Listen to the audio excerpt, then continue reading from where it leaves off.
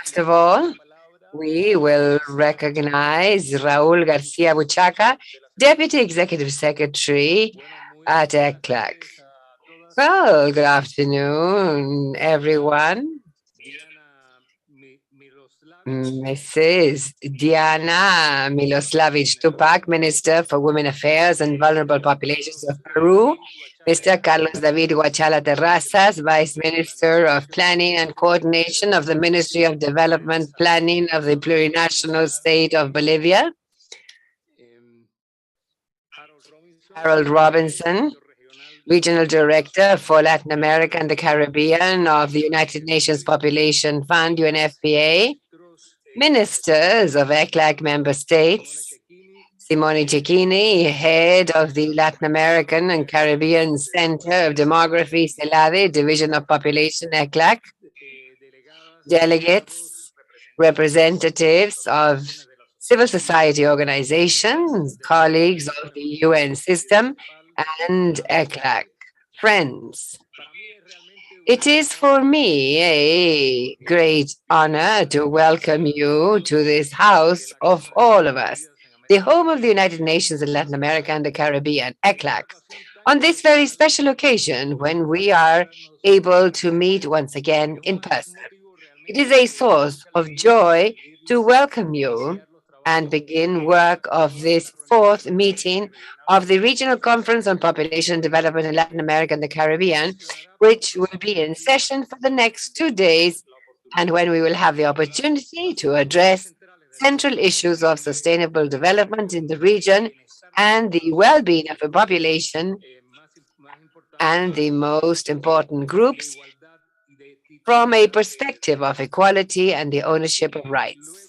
After 4 years, it is very encouraging to resume today this meeting and coordination space, which we trust may contribute to reaffirm the full validity and relevance of the Montevideo Consensus in order to vigorously resume its implementation in all countries. As we will see tomorrow in more detail in the session on activity reports, we have not stood idle since the last conference in Lima, Peru in August 2018. On the contrary, since then, countless efforts have been made to work closely with you, member states, and address the complex and uncertain scenario that we have faced as a result of the pandemic, and have undertaken a collective exercise in the search for immediate responses to the crisis. Among the actions undertaken within the framework of this conference, it's worth highlighting the COVID-19 dialogues on socio-demographic impacts held virtually in 2020 and the Executive Bureau meeting in May 2021. And today we are ready to relaunch with greater strength the regional articulation that sustains and promotes the Montevideo Consensus.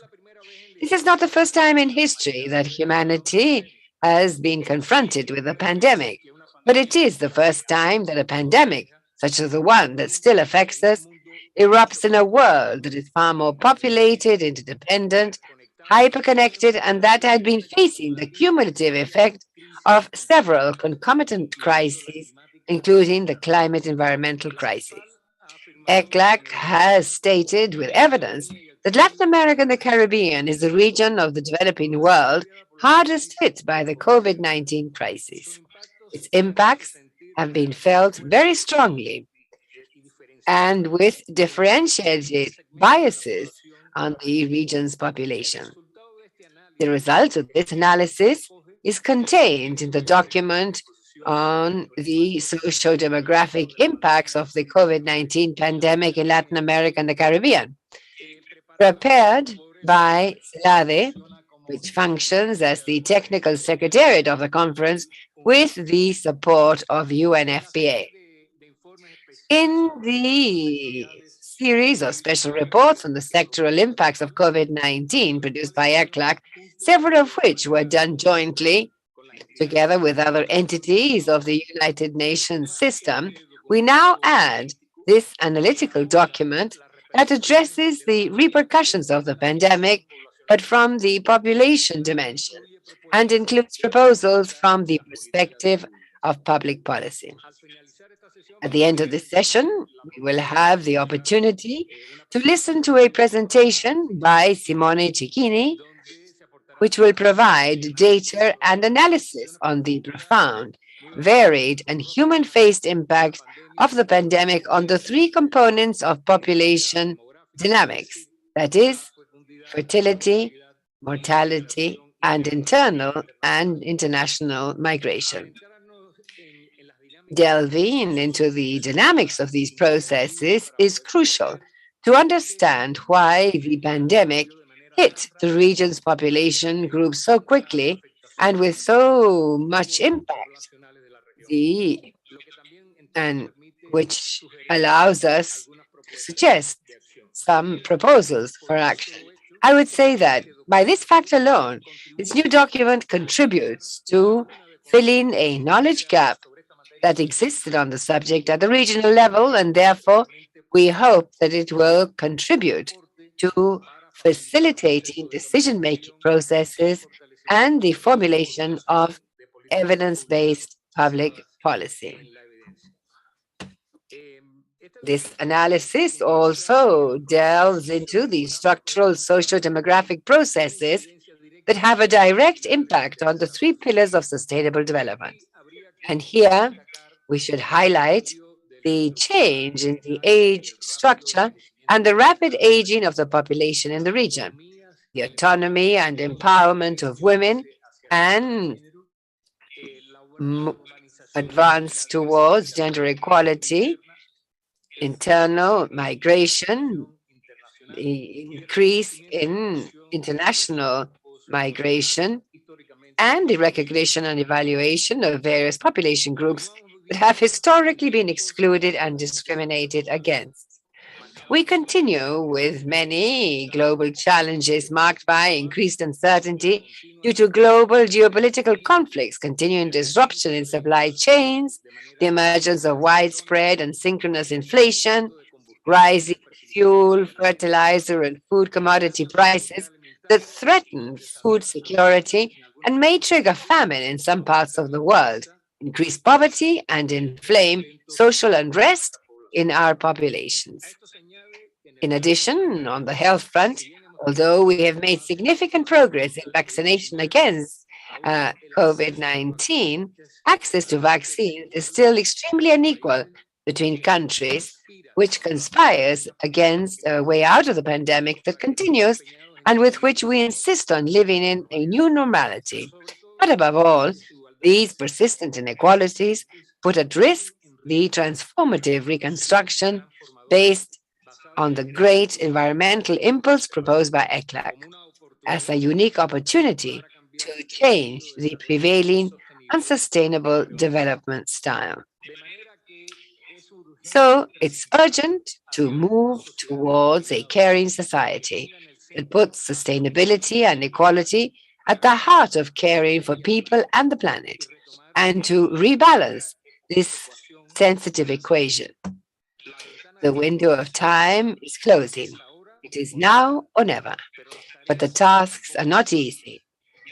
Changing the development model involves untying the structural knots that hinder sustainable development, reversing the trend towards re-primarization, diversifying unequal, technologically backward and polluting production structures, and giving a decisive boost to the development of strengthened and well-articulated innovation systems, supported by progressive tax systems and a wage structure that better distributes income between capital and labor.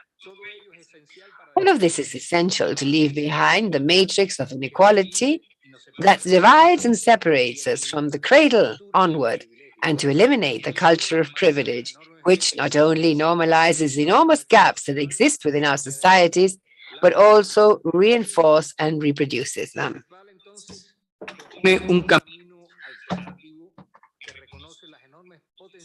ECLAC proposes an alternative path that recognizes the enormous potential and opportunities that the region has to overcome the structural limitations in its development. It is a proposal for transformative recovery with equality and sustainability to close economic, social, and environmental gaps. We need productive investment and sustainable economic growth. We have to invest in strategic and dynamic productive economic sectors that contribute to generate quality employment.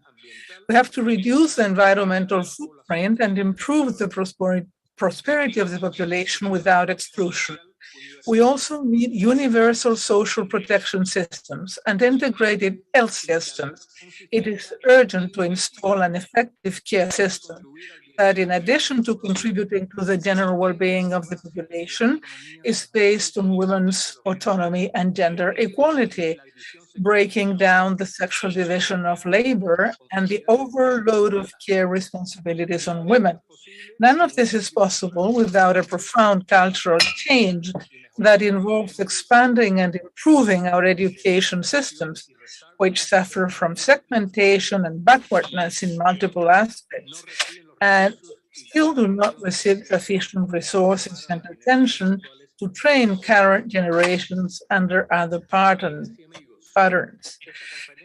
Friends, this conference is taking place at a very particular moment. It is a key moment in the so-called decade of action for a change of era. We are at a crossroads in the advancement of civilization that challenges us and urges us to rethink the style of development, given the irrefutable evidence that the status quo and doing more of the same is no longer a valid option. It is a moment that clearly reaffirms that the guiding principles of the Montevideo Consensus are more valid than ever. A consensus that focuses on gender equality and aims at responding to girls, boys, women, the youth, the elderly, persons with disability, migrants, indigenous peoples, and Afro-descendant communities. It is a consensus that focuses on gender equality, universal access to sexual and reproductive health services, and counteracting territorial inequality. And it is precisely the multiple intersecting inequalities that our societies have been dragging along for centuries have led Latin America and the Caribbean to suffer an unprecedented health, economic, and social crisis, with the deepest impacts worldwide in comparative terms. Hence, the importance of advancing an equalizing agenda oriented towards the realization and full enjoyment of the rights of the entire population, as set out in the chapters that make up the Montevideo Consensus. Making progress in the implementation of this consensus today also means focusing our energies on rescuing the 2030 agenda and accelerating the green, just transition that puts people and equality at the center, leaving no one behind. All of which, in order to must be translated into public policies and priority programs that promote the participation and inclusion of indigenous peoples and Afro-descendants, the elderly, the inclusion of care in social protection systems, promoting, protecting, and guaranteeing sexual and reproductive health and rights, and assisting the migrants, and making progress in the organization of territorial and urban development, among other aspects. To support our work on so many fronts, we have a wide variety of resources and instruments at our disposal. You know that you count on the work of ECLAC and CELADE as a regional center of excellence in population and development issues, in demographic production and analysis, and in training, which is materialized in technical assistance activities that the different teams provide to countries in the areas of population and housing censuses, population estimates and projections, and other areas of population and development. This work, of course, draws on the richness and interoperability of ECLAC statistics, data, and platforms, which include being the repository of the region's census databases of the region. The history of CELADES, the long tradition and strengths, is also reflected in unique activities such as a regional course of specialization in demographic analysis for sustainable development and the continuous development of the free and open source software Didado Plus, which support the dissemination and processing of statistics and censuses in 27 countries in Latin America and the Caribbean, as well as in 10 other countries outside our region, 5 in Africa and 5 in Asia, which allows us to consider this a global public service. This is important because a very powerful tool is made available to the countries with the capacity to analyze data in a granular manner, which provides a focused territorial view, even at block levels, to address the most specific needs of the populations in their territories, reaching vulnerable population groups and allowing an intersectional perspective that facilitates decision-making processes and the design of more relevant and effective public policies. There are 2 recently developed products to be presented at this conference that I would like to highlight. Firstly, because they respond to mandates received directly from you, the member states.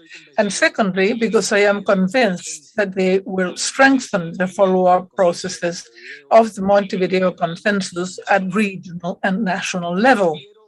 I am referring to the virtual platform for the regional follow-up of the Montevideo Consensus and a proposal to keep it updated over time, elaborated by CELADE, and on the other hand, the proposal for a timetable for the presentation of the national reports and the regional reports on the implementation of the consensus, whose elaboration was entrusted to the presidency with the support of the Secretariat and UNFPA.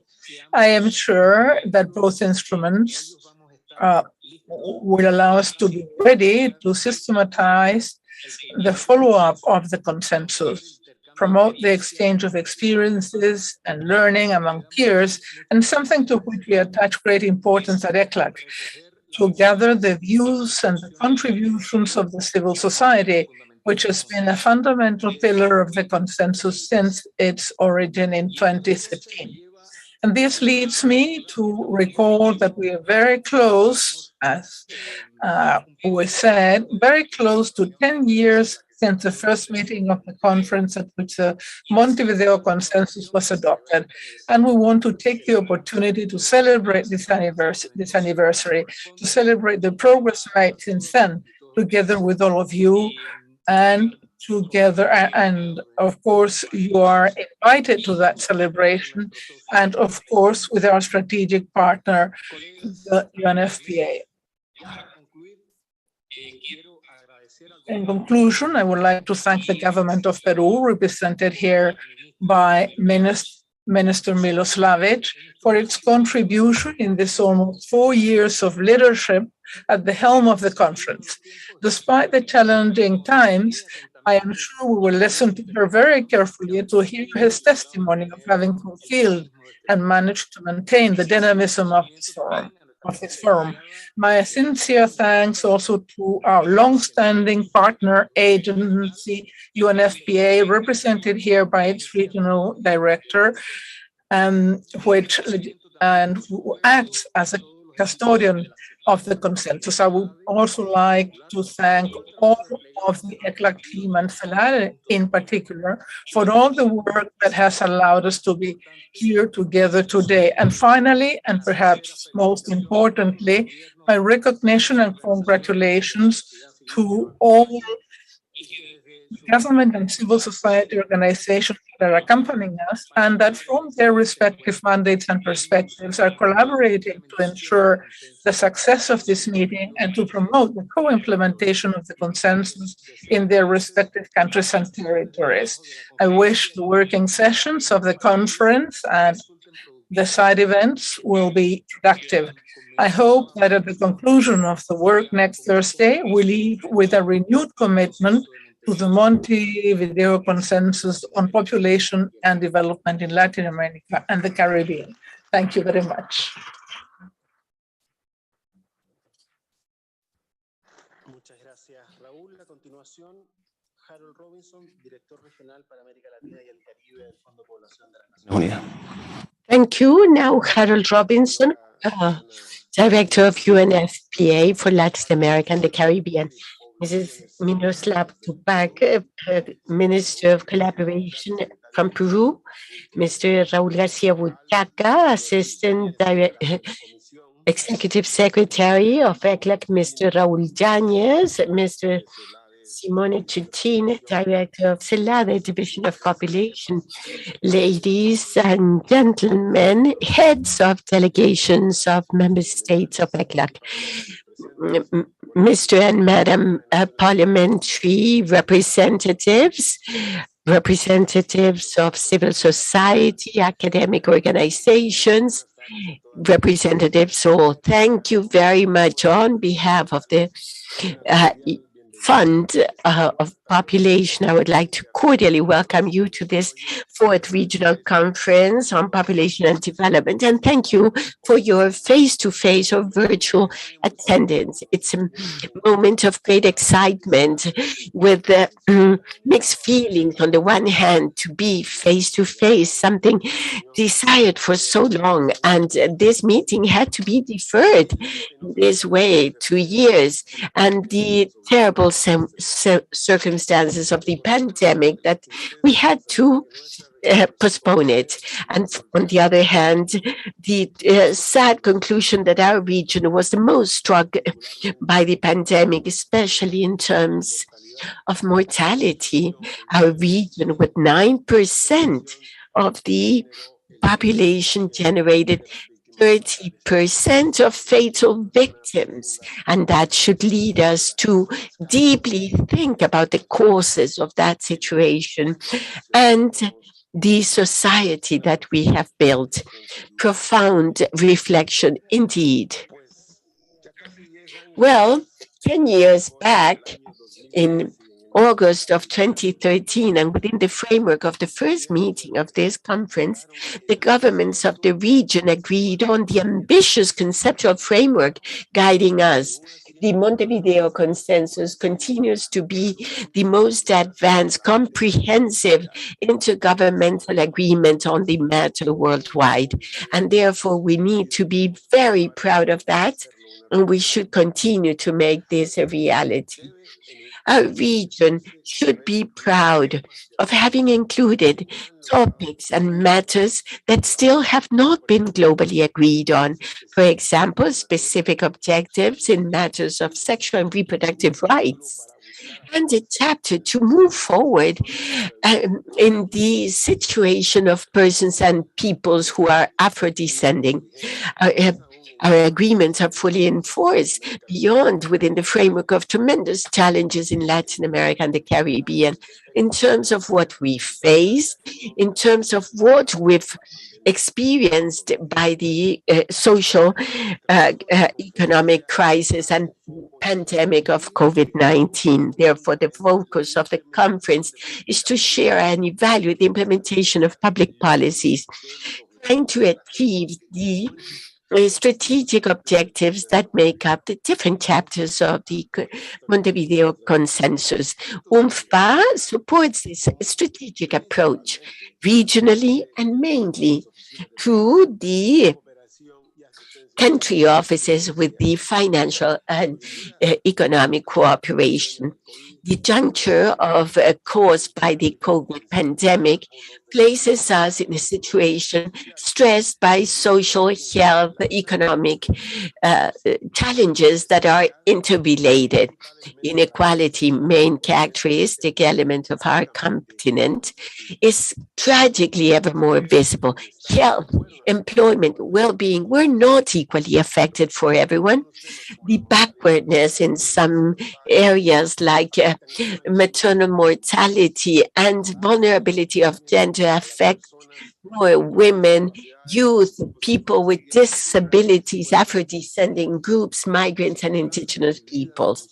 These circumstances lived underscored the persistent inequality of persons in our region, and they were translated in unequal consequences. What's painful about the losses experienced by the most vulnerable people should drive us to have a new normalcy, but not going back to the previous normalcy, to pre-pandemic societies with privileged cultures. The organization of work for the coming days highlights the sharing of experiences and strategies of response. I would like to underscore that it's the time to think about our development strategies of medium and long term. Montevideo Consensus and 2030 agenda provide us with roadmaps for that.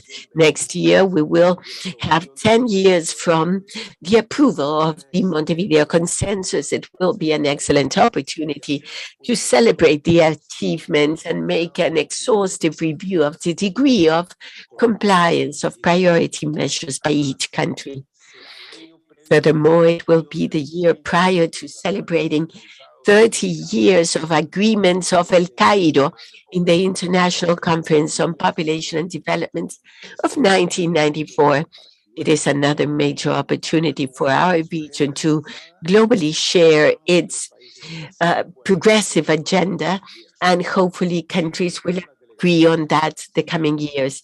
I would like to encourage delegations participating in the fourth meeting of the conference for the dialogue among countries will emphasize the most vulnerable people that should not be left behind, less even in these critical moments. Also, I would like to thank the presence of delegations of civil society, their critical and constructive work to their monitoring, promoting the work and reinvigorating the work of this conference. It's another unique characteristic of our conference as diverse civil society committed by Latin American and Caribbean people that know personally the problems that impact on our populations. Before finishing, I would like to make special acknowledgement of the outgoing table and presiding officers for leading this very difficult period. And of course, thank you, ECLAC, the Latin American Demography Center Population Director Simone Ticini, and the role as Technical Secretariat of the conference for the excellent work you've done. You can continue having our support in this instance in order to promote the common interests and objectives of the region. Thank you.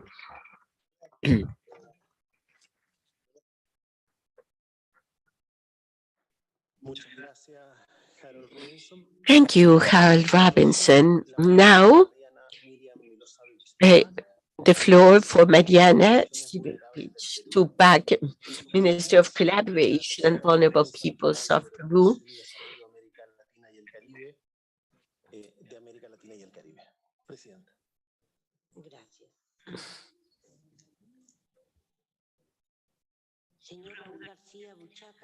Mr. Raúl García Buchaca, Assistant Executive Secretary for the Administration and Analysis of the Program of the Economic Commission for Latin America and the Caribbean of the UN, ECLAC, Mr. Harold Robinson, Regional Director for Latin America and the Caribbean of the Population Fund on, for Latin America and the Caribbean, Mr. Luis Yanez, Secretary of ECLAC, Ms. Mr. Simon Kikini, Director of CELADE, Population Department of ECLAC, ministers, Madam Ministers, Mr. Ministers, delegates, and associate members of ECLAC, representatives of the organizations of civil society, representatives of the UN system, of the Population Fund and ECLAC, dear participants, it is a tremendous pleasure and satisfaction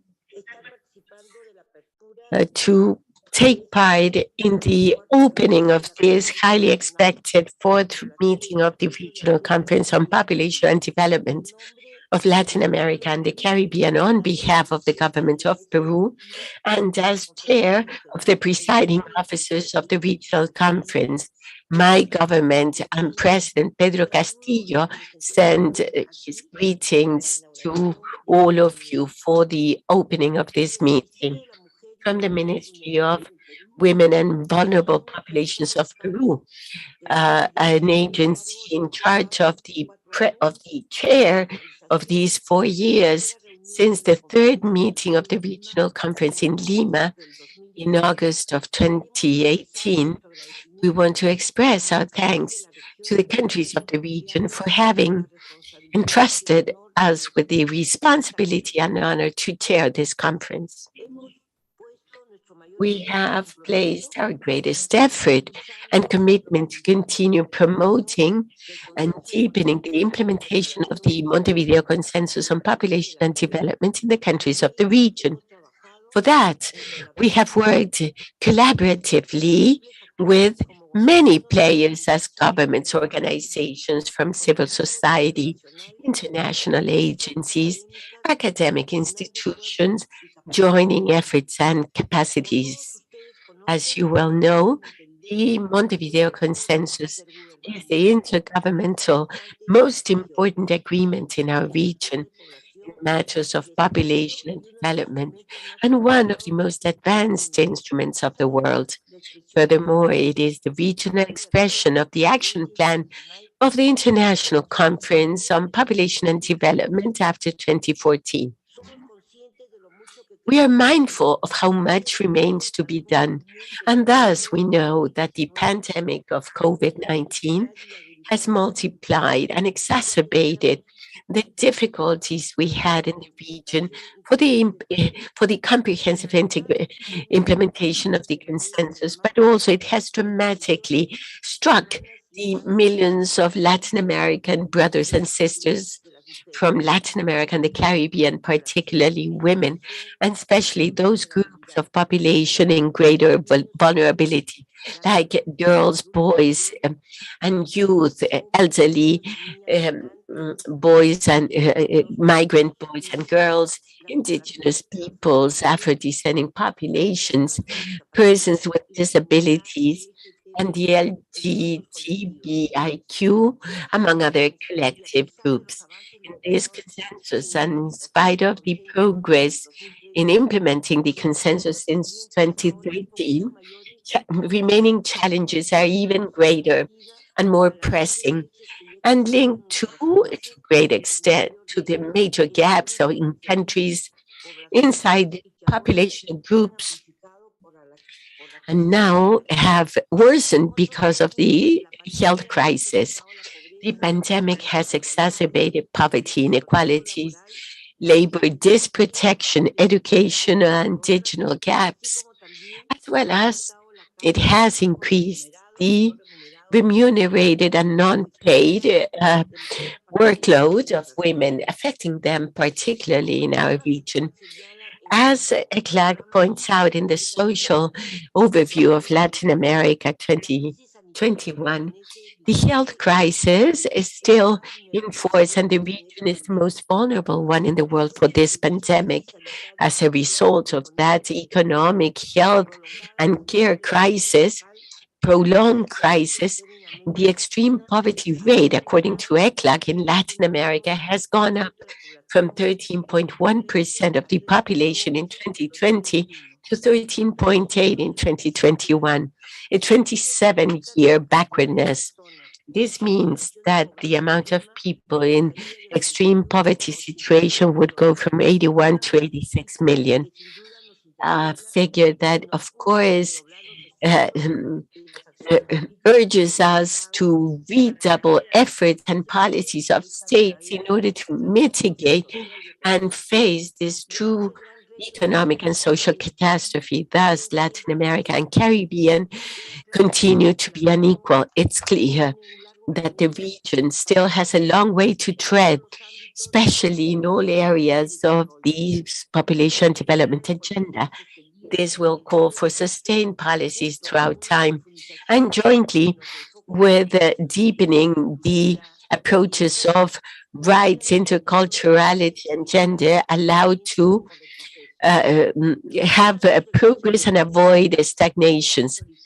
10 years after the Montevideo Consensus in 2023 should be a reason to renew our commitment with their implementation, just like the 2030 Agenda for Sustainable Development in Peru, within the framework of the pandemic generated by COVID-19. In this framework, I would like to refer to some priority actions in social and population policies designed to implement the actions of Montevideo Consensus and 2030 Agenda for Sustainable Development in Peru and mitigate the impacts of COVID-19 pandemic. In the year 2020, poverty affected 1/3 of our population, 30.1%. In order to reverse this very difficult situation, economic cash transfers or non-contributive pensions and subsidies were provided to rural persons in social vulnerability situation. And in the year 2021, poverty was reduced to 25.9%. These subsidies included pension due or to orphan children and an economic or pension allocation for the daughters or sons of victims, benefiting 866 minors. In relation with the gender violence problem during the pandemic, it was considered essential. The temporary shelters, the calls 100 call center, and to see to those cases, the Supreme Peruvian government has recognized the disappearance of as a way of violence against women and members of the family. In this same decree, the modalities of violence in sexual and reproductive health services is recognized, and harassment through the judicial process. Likewise, in our ministry, we have promoted the bill forbidding compensation agreements in cases of violence against women and members of the family. From the working table coordinated by the Ministry of Coordination and Vulnerable Populations in Peru, the ministry is working on the diagnosis of sexual reproductive health for both populations.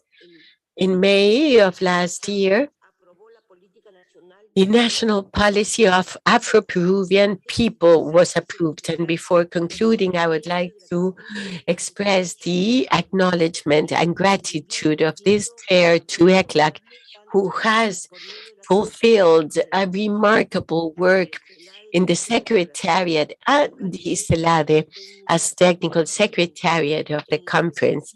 Likewise, our recognition and acknowledgement to the Population Fund of the UN, a great partner and support for us.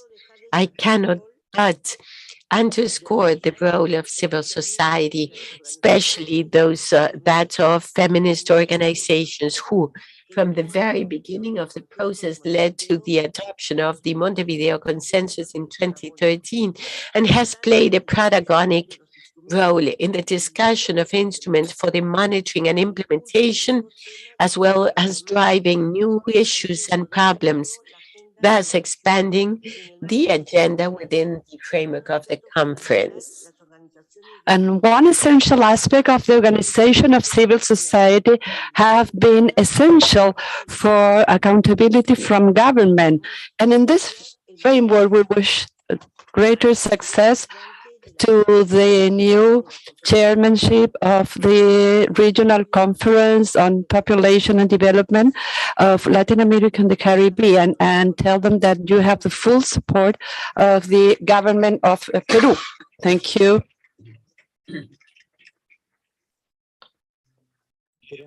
We want to thank the chair, Madam the Chair of the third conference that since August 2018, Peru with Argentina, Bolivia, Brazil, Costa Rica, Guyana, Jamaica, Mexico, Uruguay, and Venezuela were made up the chair that presided for 4 years and that has executed their mandate impeccably.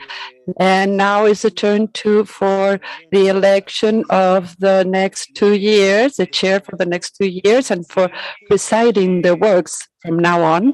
And we're going to select first the chair, and then we will leave open for delegations that have an interest and that want to be part of or hold one vice chairmanship. Some delegations have expressed their willingness or intention to be members of this chair.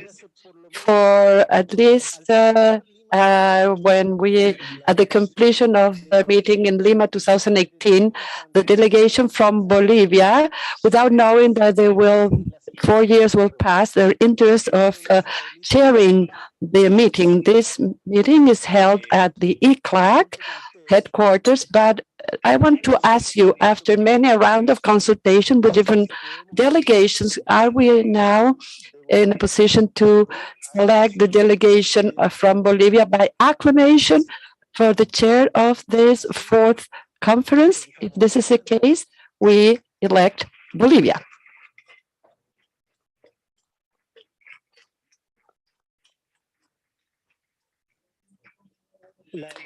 The delegation of Bolivia informs us that they want to make intervention to appreciate the support of the delegations present here in the room. And they are present on Zoom, the Planning and Development Minister Sergio Armando Cusicanqui, who will take the floor. Thank you, and good afternoon to our sisters and brothers from Latin America and the Caribbean. My salutations to Mr. Garcia Puchaca, Deputy Secretary for ECLAC, and Harold Robinson, Regional Director for Latin America and the Caribbean of the United Nations Fund for Population Activists, Madam Dania Miriam Miloslavich Dupac, Minister for Women and Vulnerable Population of Peru, and outgoing chair of the third conference on population and development for Luis Yañez, Secretary of the Commission, Simone Cecchini, Director of the CELADE and Population Division of ECLAC, and all the different organizations of the civil society delegates that accompany us also virtually. And in the first place, I want to thank on the name of plurinational state of Bolivia, the Republic of Peru that has chaired the Regional Conference on Population and Development of Latin America and the Caribbean. And also my apologies, sincere apologies for not being able to be in a face-to-face at the ECLAC for different events that impede my to be present in Santiago, but on behalf of the plurinational state of Bolivia, I want to transmit you the honor for giving us the opportunity to chair the from now on, plurinational state of Bolivia reaffirm its commitment with Montevideo Consensus on priority measures agreed thereon. We are fully aware of the work that we need to develop from now on, and we express that we are committed to this by continuing with the work with the firm purpose of achieving the goals that we have set, considering that 2023 we will be holding 10 years of the significant regional along with my sincere thanks for the support received, so the plurinational state of Bolivia takes the chair, the board of the president of the fourth Conference on Population and Development.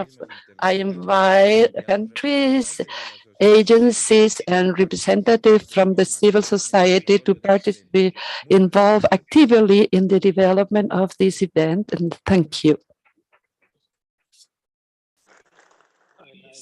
We thank Mr. Minister, and it's a pleasure for me to invite Vice Minister of Planning and Coordination, David Guayachaya, so he will accompany us and lead the meeting at the table.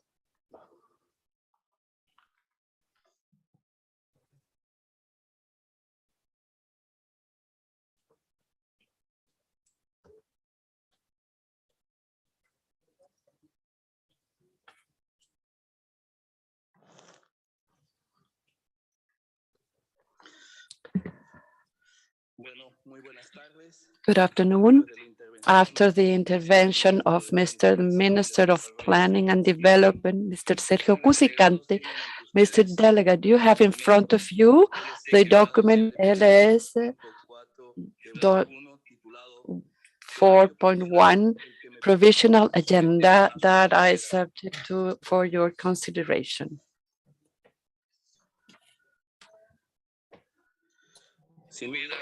If there are no further comments, it approved. The document is approved.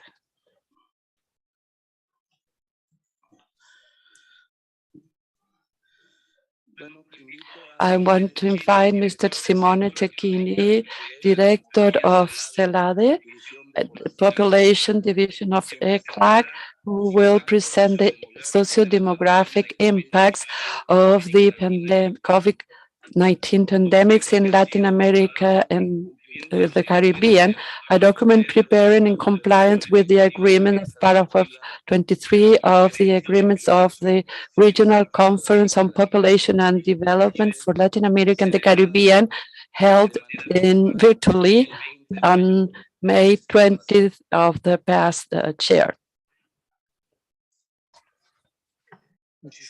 Thank you very much, Mr. Vice Minister. Good afternoon for all of you that are here in the previous room, authorities, Raul and Luis, Mr. Minister Miroslavich, and also those who are also following us from the Celso Furtado room, internet, and I hope that you feel part of this conference. Now my presentation, let me share with you some outcomes or findings of this study, which is an effort of the technical secretariat, the great team of CELADE with the support of UNFPA and also our bureau in the Caribbean in Porto of Spain. The study starts with a brief summary of the main social and economic impacts of the pandemic in the region, and then we start to analyzing the impact in the three main variables: mortality, fertility, and migration. And after that, an impact on the socio-demographic impacts and population groups that are for attention in the Montevideo Consensus have their own specific as chapter for the Caribbean, and finally conclusions and recommendation. We know that unfortunately the pandemic has had a huge impact on the SDGs, starting by the rapid increase of poverty and hunger and famine and inequality that was going down around the region, and a strong impact on morbidity and mortality, both direct and indirect, and also education by closing school, the loss of learning by children, and also the lack of socialization of children. In gender equity, there was enormous setbacks. The burden of unpaid work for women increased a lot for women that had to abandon the work. And a greater exposure to intrafamily violence. Objective 6 and 11 on water, sanitation, and cities also suffered an impact with the increase of the housing deficit, the increase of population or homeless population, lower access to basic services or utilities, and also transportation. And in the economy, the GDP dropped to minus 6.8% with a small rebound in the year 2021. And this year, but we're suffering the impacts of the Ukraine war with a growth of estimated growth of only 1.8%. Unfortunately, we have to highlight, as Mr. Robinson mentioned, that the region has been the region most impacted in the planet death. We have registered, and I highlight 1.7 million people dying in May this year that account for 27.2% of death worldwide. And while we represent only 8.4% of the world population. In the graph, you can see the contagious and the death by country. And countries are represented according to population. In red are Latin American and Caribbean countries that are on top of the graph, meaning high mortality, but not necessarily high contagion. There's a lot of spread, and you should not pay too much attention to a comparison between countries, because death can be much more than registered or recorded death, and indeed they are. And these data is just a fraction of what really happened. And also say that there is a huge impact in indirect death, because there was an impact on health care systems. So people, other health condition didn't receive necessary medical attention. And why? These are three elements that speak about structural inequality and risk factors in the region. Risk factor first. We are a highly urbanized region. 81% of population live in urban areas, much concentrated in metropolis. 35% of the population lives in cities with 1 million or more inhabitants, and the contagion was rapidly spread among cities that were interconnected with crowding problem. But it's not only population density, but also that our cities have enormous housing deficit and deficit in utilities, particularly in lower income groups. Not even to speak of the deficit in rural areas. Second, our region still has major structural deficits in the area of health.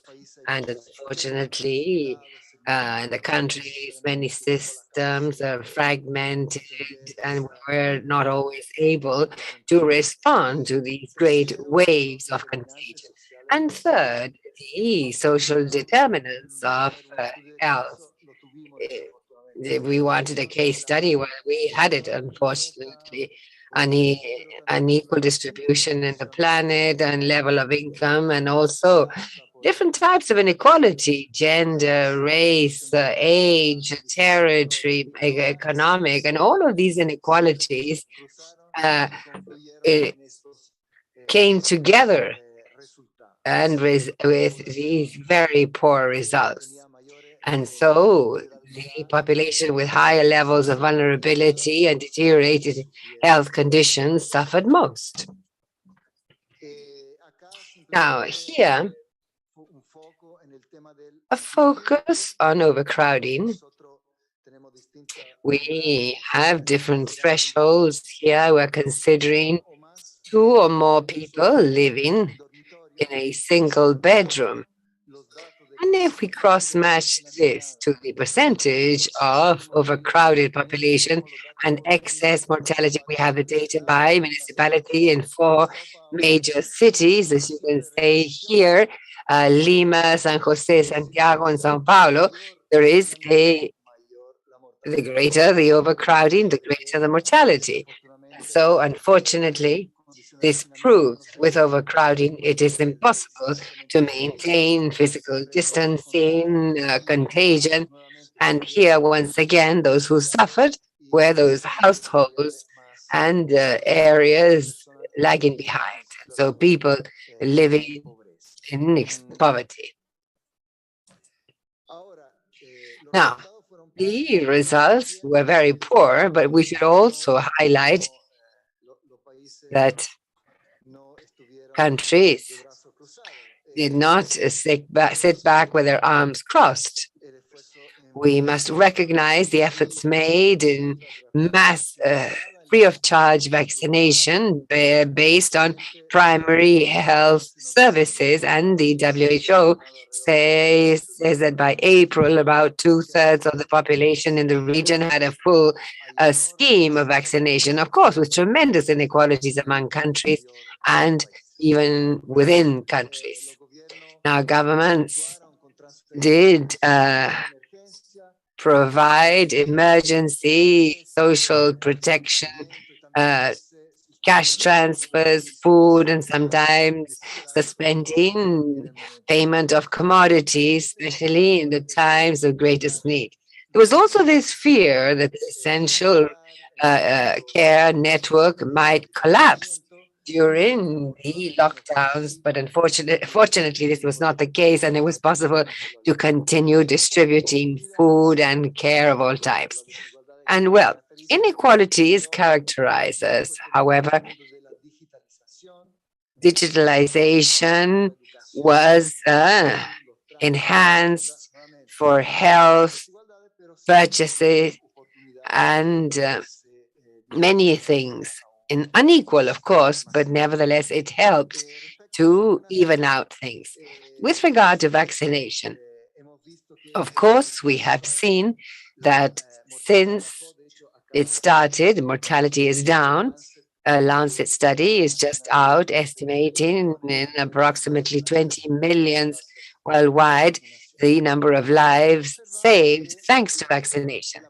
But after the first wave of contagion in 2020, in 2021, the first semester, there were new strains that appeared, and this led to significant difficulties in different countries to the health systems. There was a certain collapse in certain cases. And also in 2021, we saw that contagion and death affected not only the person at greater risk, but other groups with in age segments or age, health conditions that were not of the most vulnerable. There were also deaths not only among the elderly, but also much younger people.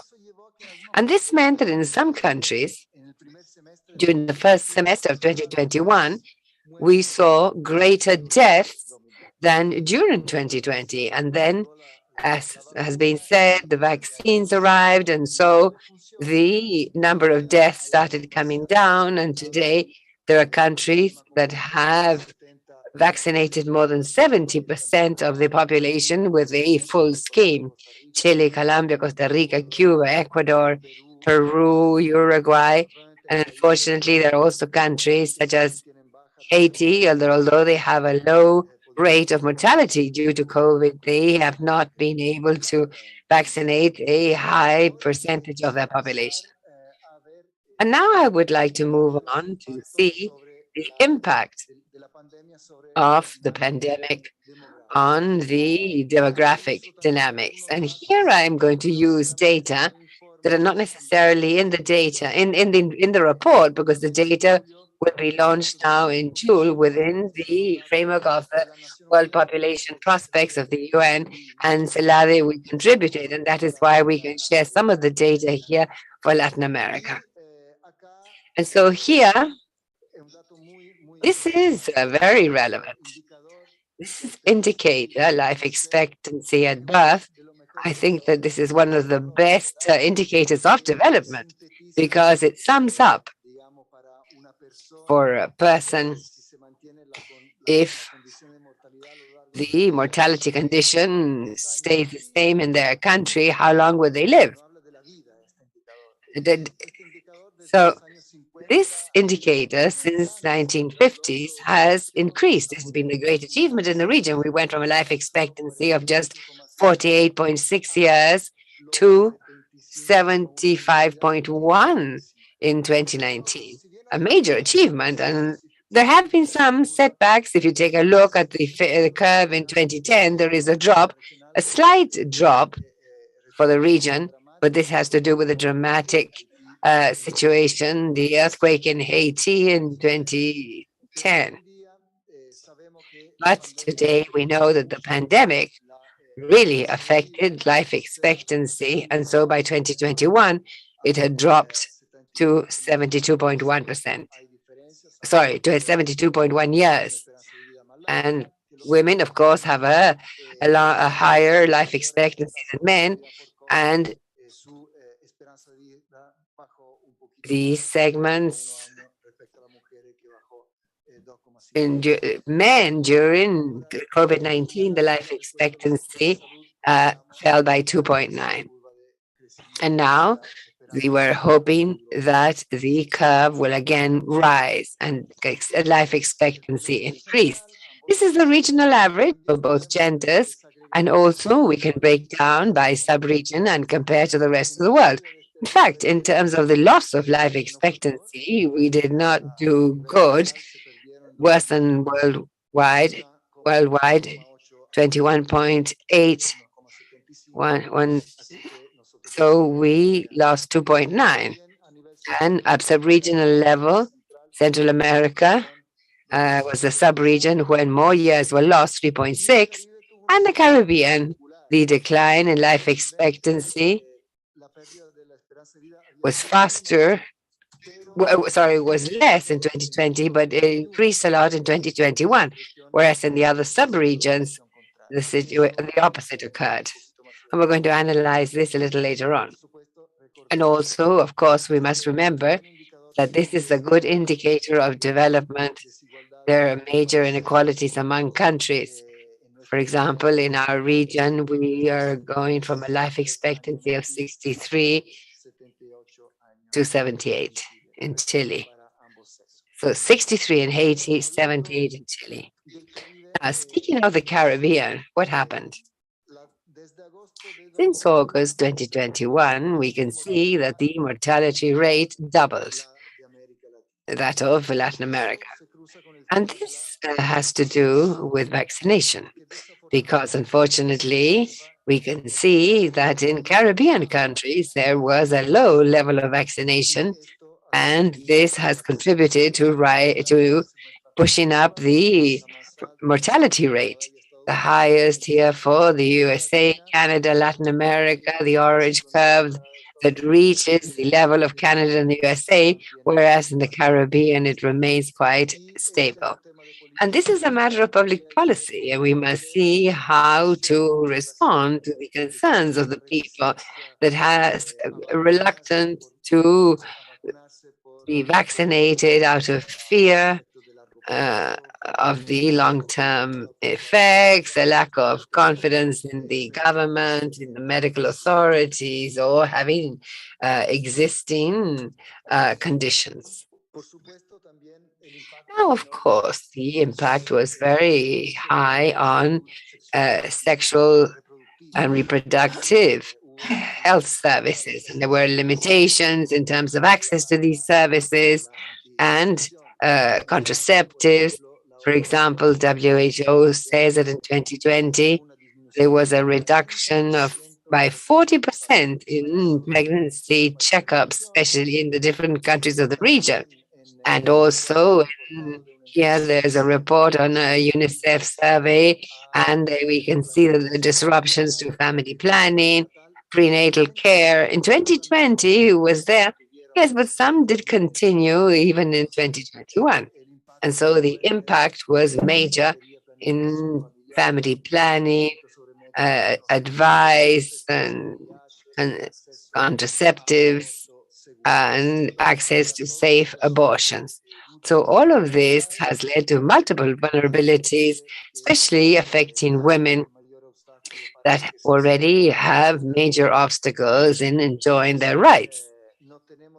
Now, we do not have regional data comparable, but unfortunately, we do have indications of several countries. And we've just seen last week a UNFPA in Colombia launched a study or published a study on the rise in the mortality rate in Colombia, and also data on Mexico and Peru. So we're hoping that these studies in different countries may continue because they are very important. Now, with regard to the disruption of sexual and reproductive health services, it is to be expected that we might see a rise in fertility. That could occur. But when we take a look at the number of births, some countries for Europe, but also here, Brazil, Chile, Peru, that the impact of the economic crisis prevailed here. And so in the midst of a social, economic, and health crisis, couples, in as much as possible, preferred to postpone having children. And so the rates came down. Take a look at the gray bars, where we compare the first months of the pandemic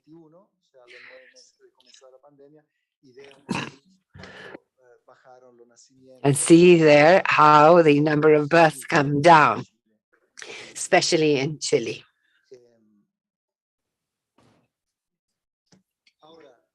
Now, the downward trend, the number of births also happened in the mid-60s. On average, each woman in Latin America had 5 to 8 children, whereas today at regional level, we find that the figure is of 1.9 children per woman, which is below the replacement rate. And then also we can compare the curves for groups of countries. And as a region, we're coming very close to the level of higher income countries, just above the middle income, right? And well above the low income countries. Now, fortunately, the adolescent pregnancies and births have also come down, but it's still very high. The specific fertility rate for women aged 15 to 19 is of 53.2 per 1,000, 5 times higher than the level of the higher income countries, and also higher to those of middle income. We still continue to have a big issue. And we also have indications and some evidence that during the pandemic, births of mothers under 15 years didn't increase, and that's an enormous problem related with public policies.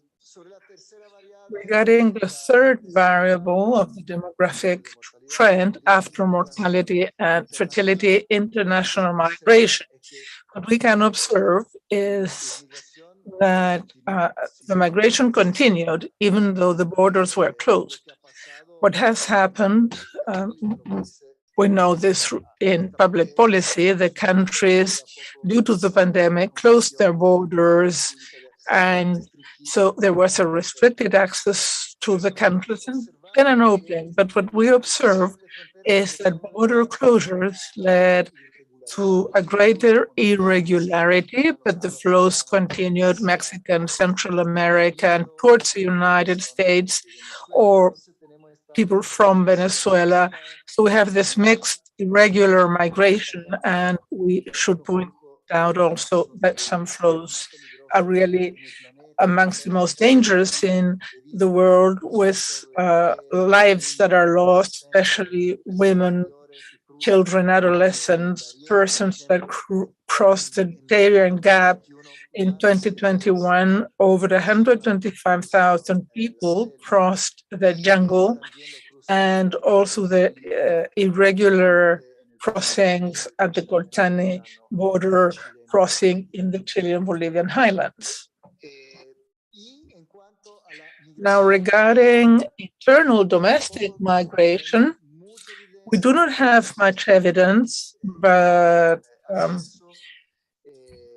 from the studies that we know of, we can see that there was an increase in the migrations from large cities.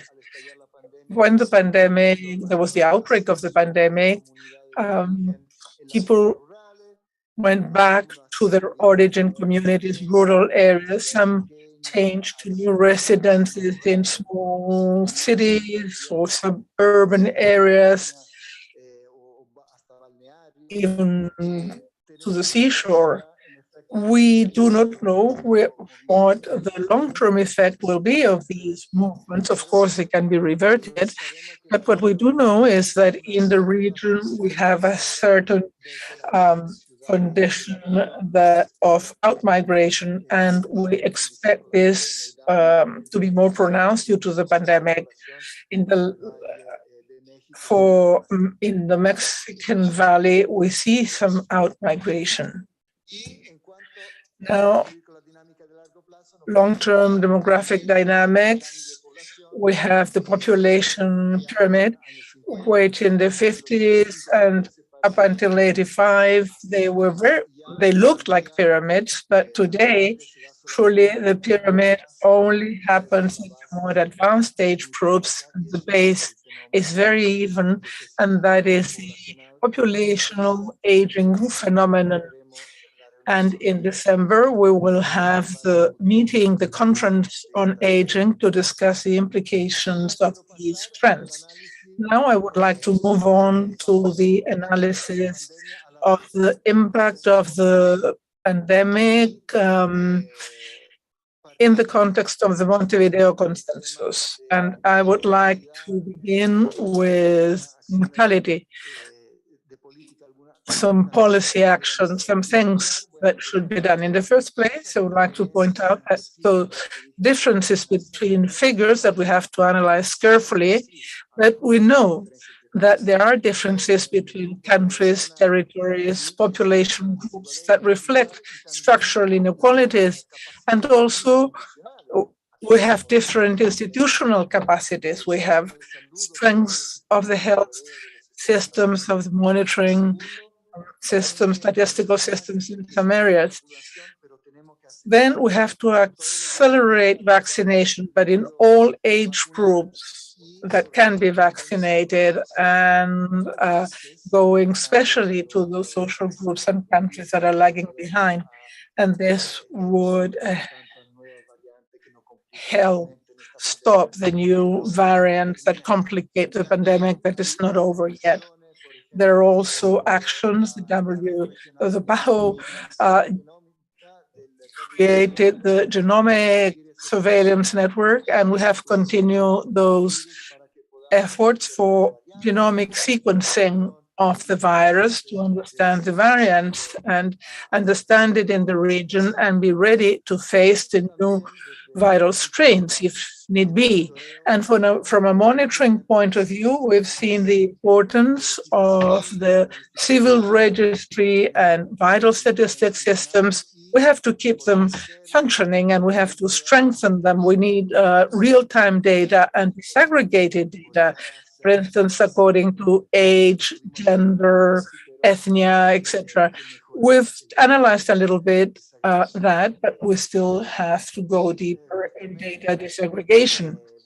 And going back to the Caribbean in terms of mortality, here we have another peculiarity in the sub-region that compared with Latin America, the prevalence of non-transmissible, non-communicable diseases, cardiovascular diseases, neoplasms, diabetes, kidney diseases is higher. And that, of course, implies if there are contagions, this means worse clinical outcome. So much so that there's a relationship between COVID-19 and non-communicable diseases. So we should speak about a syndemic, a synergy, a synergistic epidemic. And in the case of the Caribbean, we have to prevent the non-communicable diseases, and it is as important as fighting against COVID-19. Now, impacts on the Montevideo Consensus, of course, on children, adolescents, and young people from a demographic point of view. A first result is really dramatic.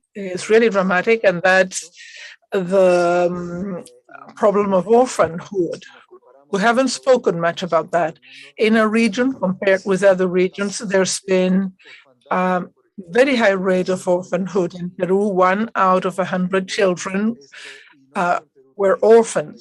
And not only in Peru, but in other countries of the region, there were many cases. In the second place, the children were not the ones that had more morbidity or lethality, but their checkups were postponed, youth, sexual and reproductive health, same thing. And there's a drop also in the delivery of contraceptive drugs and counseling. What we've pointed out from ECLAC, the closure of schools, which has been the longest in the world, has led not only to losing learning, but also to losing socialization opportunities.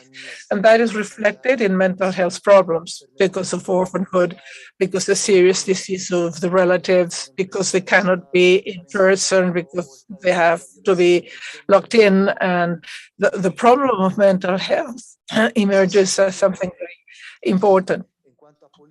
So, speaking about public policies that we should think of to solve the situation, number one, take care of the orphan children and provide care to them, social protection, think about support, monetary transfers for the orphans, for the caretakers, and also to guarantee to these children access, universal access to health, to education, to social services, since they don't have their parents to do this through social security, and professional support for mental health. Mental health not only for the orphan children, but for all our children and youth.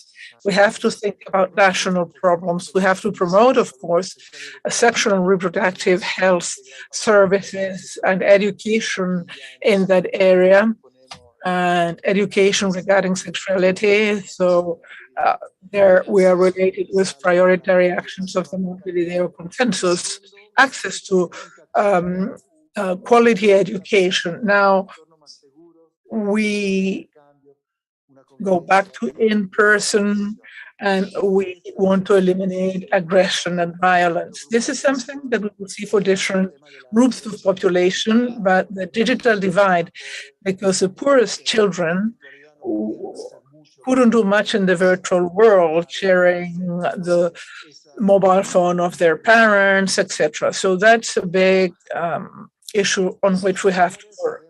The elderly, older persons. We know that regarding mortality, they were the most affected, and the rate of mortality by age group. And from 60 years onwards, there's a very steep increase, even though some have died younger, but the risk of become seriously ill and die for an older person, there's a much greater chance, especially the civil society and older persons have shared to us that they felt very much discriminated with the lockdowns and everything. And this has led to isolation problems, mental health problems that join that also are related with the lack of social protection. And as I was saying, the problem of the digital gap or divide and the access to other basic services. So regarding public policy for older persons, a message is participation. We have to think that where can older persons participate and contribute to the protection to their rights, guarantee their access to basic services. To close the digital divide is a request. They need digital skills for purchasing, for health, to live in communities. So that is very important. And also to strengthen social protection. We have to guarantee the protection of the older person through contributive or non-contributive systems. Many countries have made a lot of progress, but we need to make more progress, and we need to make more progress regarding universal health and care systems.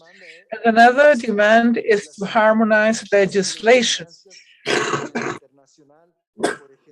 in terms of the gains internationally, like with the Inter-American Convention on Protecting the Human Rights of Older Persons, and together with them strengthen the institutions that respond to aging. Of course, the impacts on women, this has been underlined very much, especially by ECLAC and everyone who works on gender issues. But here we would like to insist on this. Closing the schools, we start getting sick, and who takes care of all that? Women. And so for women, the unpaid work burden increased very much. So we have here one of the things that led to the problems women faced in other environments as well. Those who continued to work did it in first line.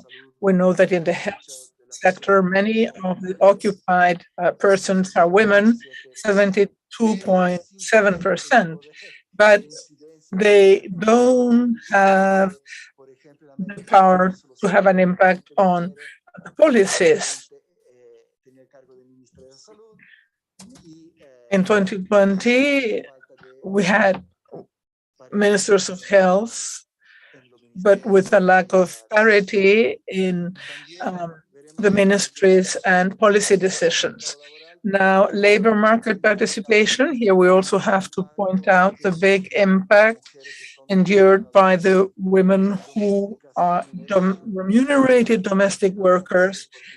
There is a high level of informality, low pension coverage, and overnight they lose their jobs, or if they didn't lose their jobs, the hours worked in a day were very, very long, and they were very much exposed to contagion. And another issue where we need more data is gender violence during the pandemic, and of course, an unequal access to sexual and reproductive health service. The Secretary General of the WHO said that there was a shadow pandemic that affected at least 1 out of 3 women.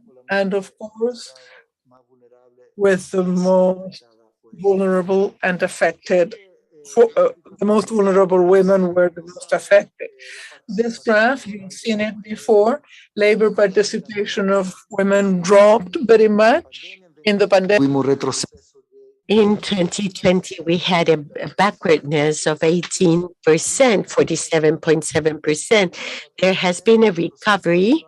There has been a 4-year backwardness, but with a gap of male participation. I mean, it's enormous. It's 14 percentage points. So in the labor market, women suffered very much and also suffered insofar as the greatest impact in poverty. If we take female poverty, all countries, all of them, uh, country, all countries, women have greater poverty levels than men. As to public policy, given that this backdrop has been the problem of the unfair distribution of care, we need to change the co-responsibility of men and women in private space and also distribution between different players, state, market, homes, and community, households and community. And this is one of the priority measures of the consensus of Montevideo. We need to promote universal care policies, integral comprehensive care, and recognition, acknowledgement of the right to receive care and to rights of the caregivers. Also, from the point of view of information, we need to have a better diagnosis in order to have timely decisions and examine the effect of the pandemic with a gender focus, intersectional, I would say, with all the crossings. And finally, strongly and clearly address the gender violence.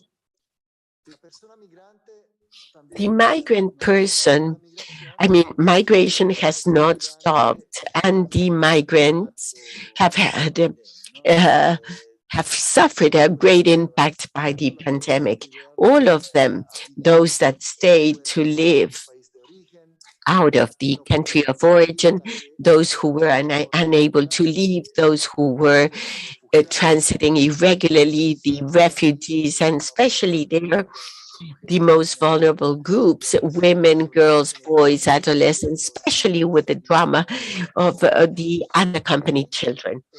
And in this case, also, the migrant person contributes significantly to the economy of countries. They had, or they were in the front line, but they were also working informally or losing jobs or with precarious employment. And not all countries included migrant persons in their cash transfers. So, as an important take-home message, especially in times when migrants are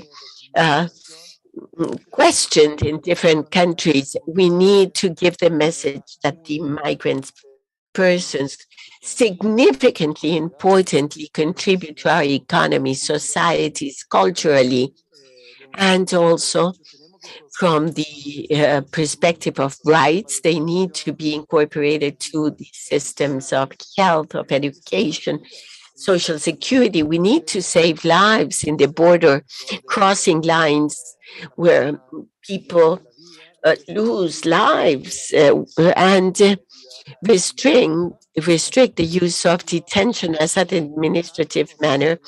Both in that we go back to the Montevideo Consensus as well as the review of 2018, and where there was a declaration of countries in order to reinforce this pact and international cooperate, because the problem of migration cannot be solved on its own. And particularly, the refugees need to be protected, those asking for asylum, but migrants in general, without returning them, without arbitrary detentions or collective expulsions. As to territorial outlook, the pandemic has proven how or big deficits in urban development. We need resources in order to strengthen housing, living conditions, transportation, mobility, the new urban agenda. There is a right to decent housing, and we need policies for that. The tremendous drama of living in overcrowdedly in small place, to need to study and work, and falling ill for those that live over in an overcrowded manner. All that needs solution. And to consider also those informal persons, that there are many, many, and those who are who live in the streets. And as to transportation, promote public transportation and transforming a green, or the green transformation, and thus promote mobility and sustainable transportation. Moving now to the other chapters of the Montevideo Consensus, basically what has happened with our indigenous peoples in Latin America. Here we observe the mortality rate. I mean, data are complicated, but here we cross mortality data with those of cases. But indigenous peoples had a greater lethality, death due to infection or contagion, and 3.7 times greater lethality in Paraguay, 1.7 times greater in Mexico, always above 1. And so this is connected to the fact that our indigenous people live in worse conditions, or in lagging behind territories.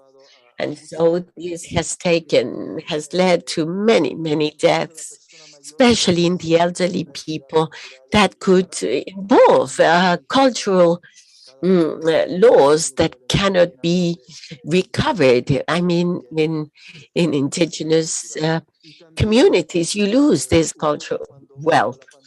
And also when the pandemic went from urban to rural areas, also there were enormous problems of food insecurity in indigenous communities, that they suffered multidimensionally.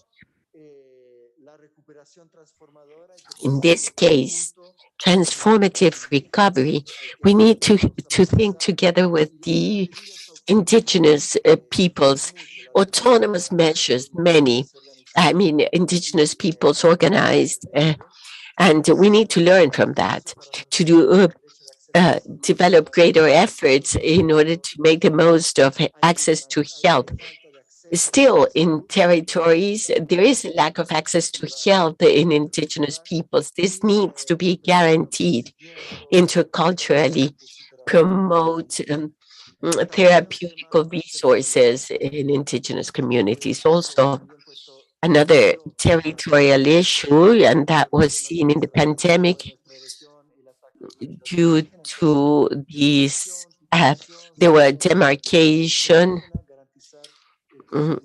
and guarantee the previous consent, free and informed consent, when there are projects to go into their territories, and not criminalize those that defend their territories with their lives and that try to defend their territories.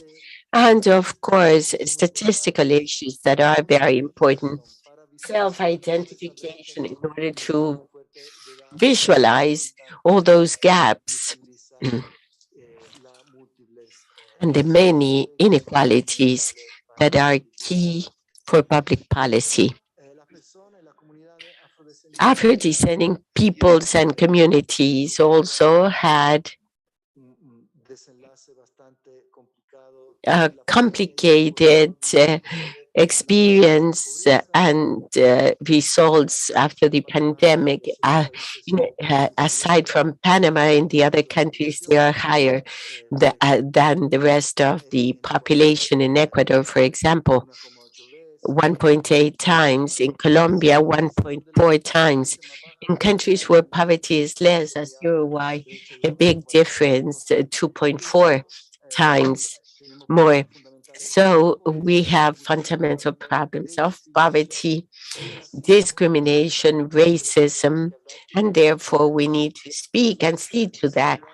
And from the point of view of health perspective, we need to recognize that in the Afro-descending communities, there were previous more vulnerabilities and many communities that live in marginal territories.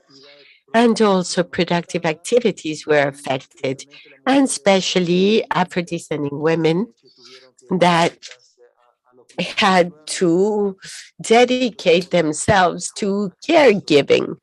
And also they need a better access to technology and communication. So we need to promote a better labor inclusion of the Afro-descending persons in places of greater responsibility, seeing to that youth that are out of the labor market and are not studying either. The mothers that are informally working guarantee a basis. And in far as discrimination and racism, a lot of work needs to be done there. Reduce digital gap and public health quality services need to be provided.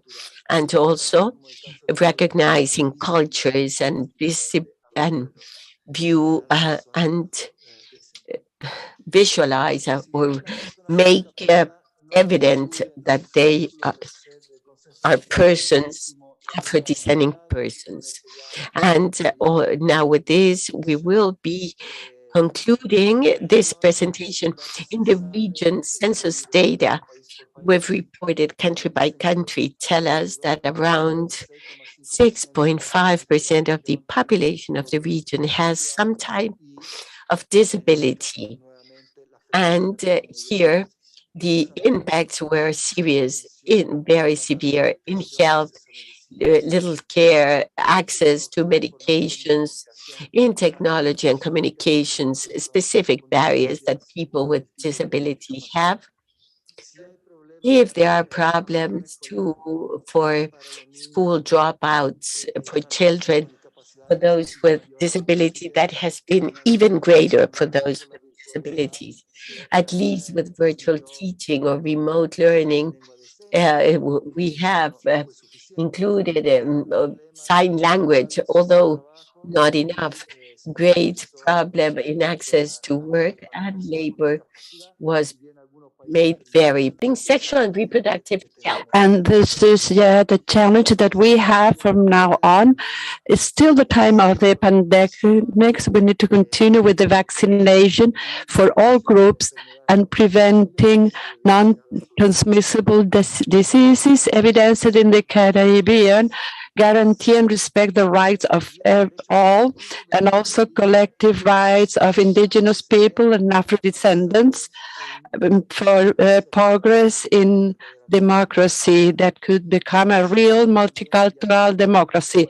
From CELADE, we make a call to countries to continue to strengthen the statistical production, in particular vital statistic, with an intersectional approach in the frame of the idea proposed by ICLAC of promoting universal social protection as a pillar of the welfare state that we all are looking for a really society of care. Thank you very much for your attention for the extended presentation.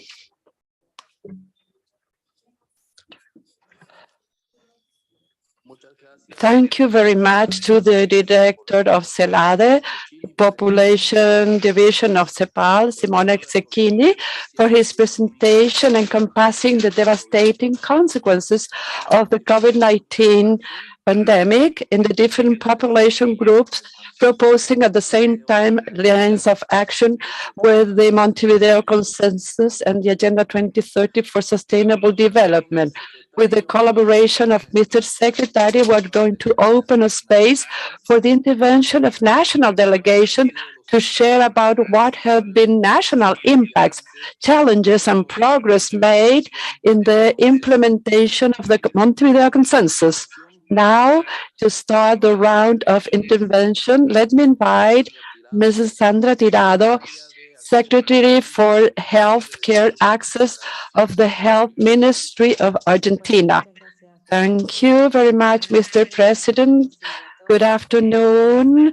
And first of all, I wish to congratulate the Technical Secretariat of ICLAD for the efforts made to held this fourth meeting of the Regional Conference on Population and Development.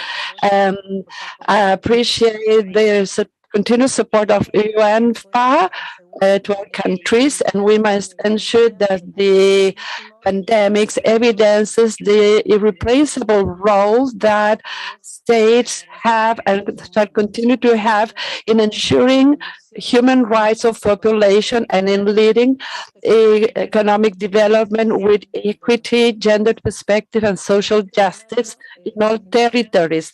In this scenario, Argentina will re-stress its commitment to the action plan of the International Conference of Cairo and the Montevideo Consensus, from a wide range of policies focusing in guaranteeing the rights of people. The Argentinian state enforced laws, international agreements, and pacts and compacts that gather us today. We have all gone through crises due to the pandemics. The measures adopted by our country were oriented to take care of the health of the population, economic recovery, social protection, and ensure human rights with a gender perspective and intersectoriality through reinforcing public policies, income transfer, redistribution of resources, and federal participation.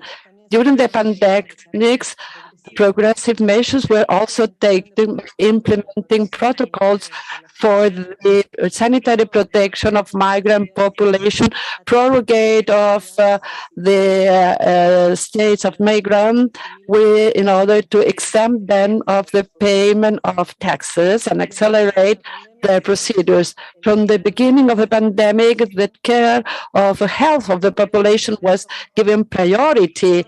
Regional government increased the capacity to respond to both diagnosis, monitoring, and federal epidemiological surveillance with data that allow to monitor the evolution of the pandemic, and a strategic that was led by the national government and including intersectoral participation of other departments of the government and the COFESA, and the participation of experts through National Commission for Administration, the buying process and distribution of vaccination. Regarding vaccination campaign, the priority of the groups to get vaccination was decided according to the elderly, persons with disability, at-risk people, children, and adolescents. Our country has been the first state in vaccinating this population once the effectiveness and viability of the immunization was confirmed.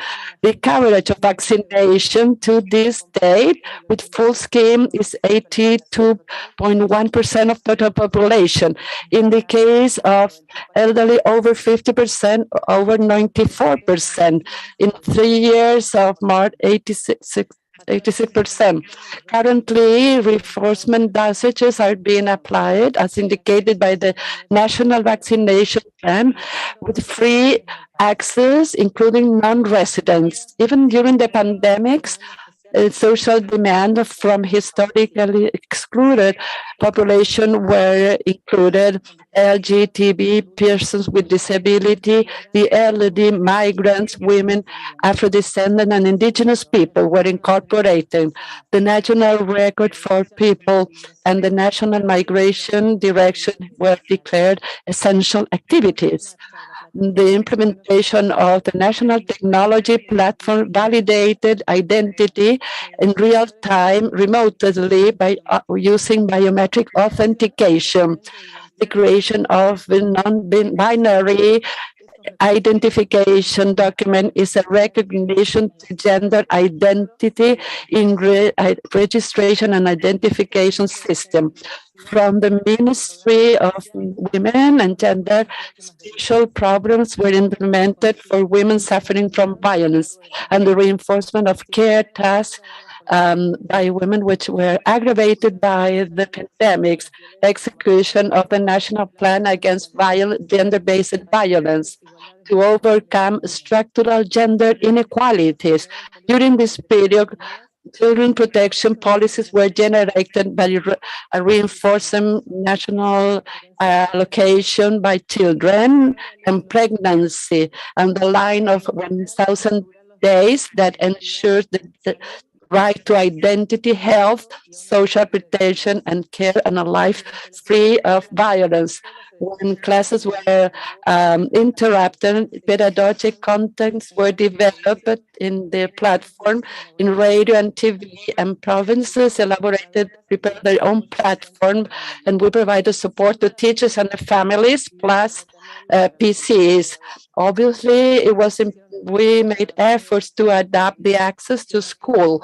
And from the opening of school, the access was to incorporate students. During the pandemic, sexual and reproductive services were declared essential to provide access to contraception services and termination of pregnancy, considering that quality of care is key for those people and during their life. Virtual strategies for prevention of unintentional pregnancy were developed. Early detection of sexual abuse were detected and distribution through a remedial program directly to more than 5,000 health centers and provincial centers with the recommendation of the prevention and reinforcement of the free line 100 all over the country with direct link of the whole population to remove obstacle strategies and network of collaboration with the civil society for the access of contraception and termination of pregnancy were developed. Access to safe abortion, reference to provincial health services, the training of indigenous sanitary agents, and with the implementation on social linguistic processes with material regarding social and reproductive rights in indigenous languages. The law of voluntary termination of pregnancy was passed that regulates intervention after post-abortion, ensuring universal free coverage.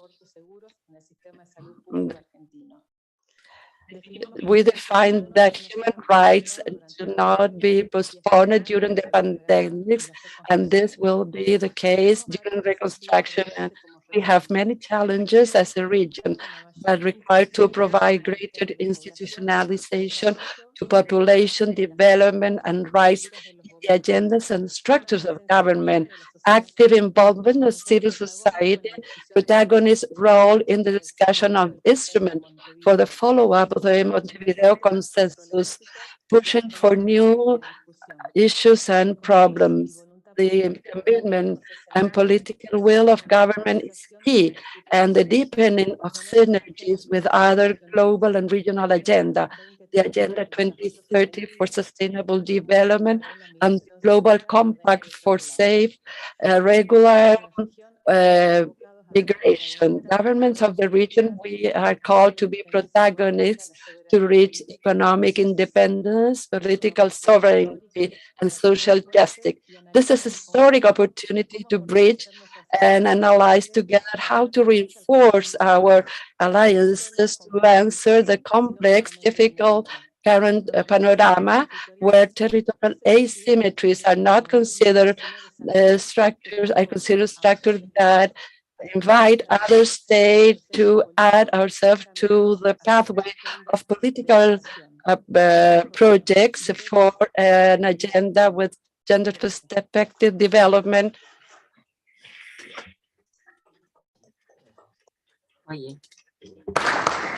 Agradecemos la intervención de la representante de la delegación. We thank the intervention of the representative.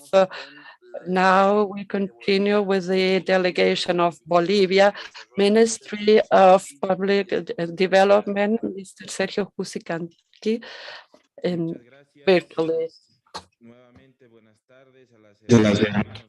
Thank you, and good afternoon to Latin American and Caribbean brothers and sisters, and all those who are attending online. It is for me a pleasure to express our honor at being present at this so very important event, and allows us to share the experiences and progress made in implementing the consensus of Montevideo in each one of our countries.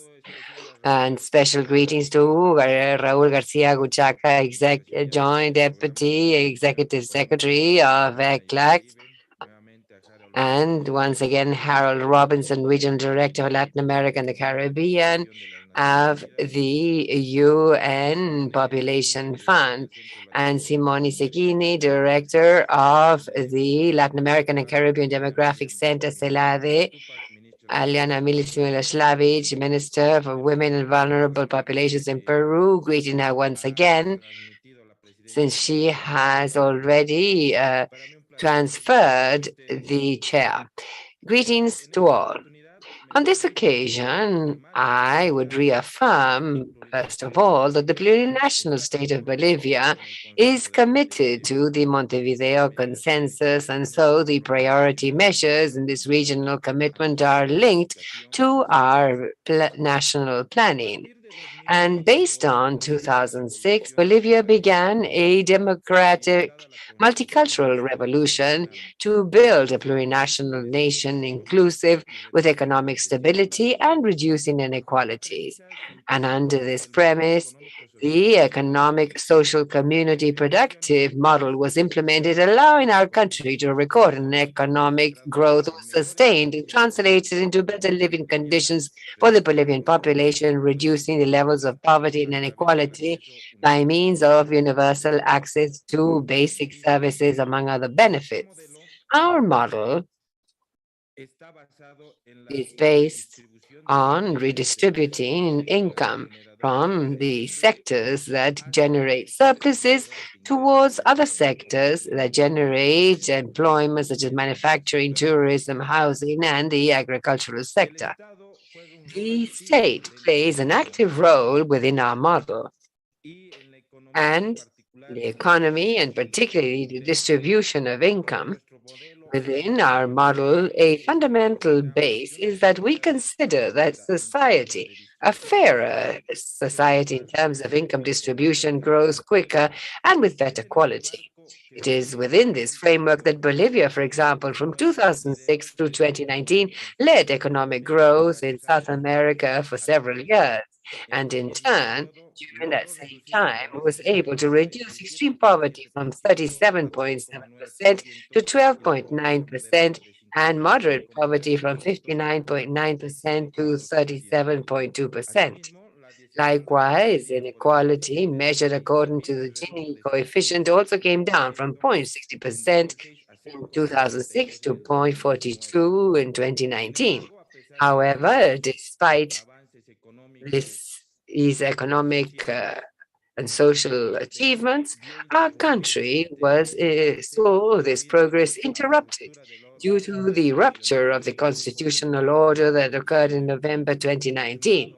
And that, in addition to poor economic management and deficient management of the pandemic, meant that our country was submerged in one of the deepest economic and social crises of the last few decades. This situation, linked to the deficient economic management and deficient management of the pandemic, resulted mainly in the deterioration of poverty indicators, so much so that in 2020 poverty increased to 39% and extreme poverty to 13.7%. However, despite the fight put up by the people of Bolivia from October through November 2020, it was possible to recover democratic order in our country by having national elections. And with a sounding in 55.1%, the presidency was adopted by Luis Arce Satacola, and assuming the mandate ahead of the Bolivian government and taking on the path towards a recovery and social justice with a message of hope to overcome the difficult situation inherited at the time. The democratically elected government very quickly directed its effort to reconstruct the economy and for which reestablished the social community productive economic model and implemented a series of economic and social measures as well as the head-on fight against the pandemic and improving the health situation in the country. And among the main measures implemented, we can mention transfers to the most vulnerable population that as of December 2020 benefited more than 4 million people and allowed injecting more than 4 billion Bolivian pesos to the national economy.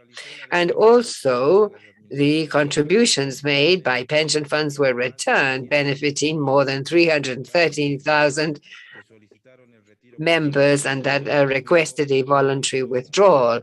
The total sum was of about 1,069 million Bolivians. And also, the partial return of VAT was implemented, and to date, this has benefited more than 67,700 people, which has implied the return of more than 34 billion Bolivian pesos. And as of November 2020, public investment was considered as the main pillar for economic growth. And in 2022, we have scheduled a budget of more than $5 billion in public investment.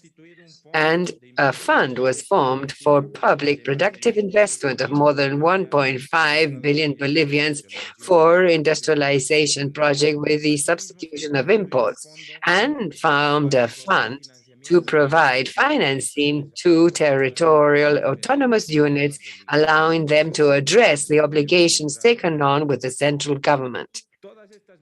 All of these measures in the sphere of economics could not have worked without the priority care given for the pandemic. And so the central government implemented an integral plan for healthcare based on the early and mass detection of the disease, and also purchased medications to care for the ill people, but also the mass vaccination of the population people, of the Bolivian people. And so on June 23rd this year, more than 14 million doses were applied against COVID-19 in the people over the age of 5, 73.7% of the population over the age of 18, and coverage with the second dose is 63.5% of the population.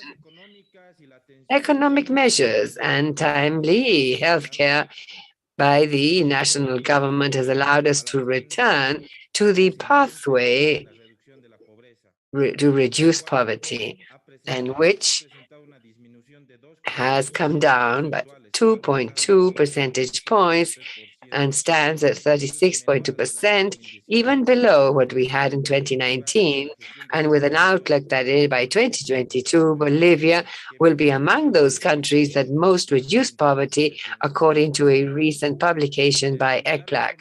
Similarly, in 2021, it has been possible to recover the downward behavior of inequality in our country, achieving a level similar to the one reported in 2019. The level of unemployment in 26 through 2019 was around 4.5%, and for the young population, close to 8.5%. By 2020, the unemployment rate rose substantively, and in July this year reached 11.6%, and young people were the most affected. By 2021, there's been a drop in the unemployment rate throughout the country of 5.2%, and more recently, in May this year, the record is 4.2% unemployment rate. Despite the important achievements made, there are still many significant challenges for which our central government has been carrying out different actions included in the Plan for Economic and Social Development 2021-2025. We are working to build a Bolivia based on the economic diversification with industrialization, the substitution of imports, modernization of the productive machinery, generation of jobs, equitable distribution of income, and protection of the motherland. On behalf of the plurinational state of Bolivia, I would like to renew our country's commitment with the implementation of the Montevideo Consensus in times of the COVID-19 pandemic. Our Economic and Social Development Plan 2020-2025, the economy for living well with the substitution of imports, contains actions aiming to care for the most vulnerable sectors of the Bolivian population. Among these, girls and boys, young people, women, mothers, elderly, and persons with disability. Considering also the diversity of nations and indigenous people, peasants, and Afro-Bolivians, to consolidate the return to the pathway of economic growth, reducing poverty and inequality, in order with a firm commitment to achieve a society that is more human, fairer, and more equitable. Thank you very much.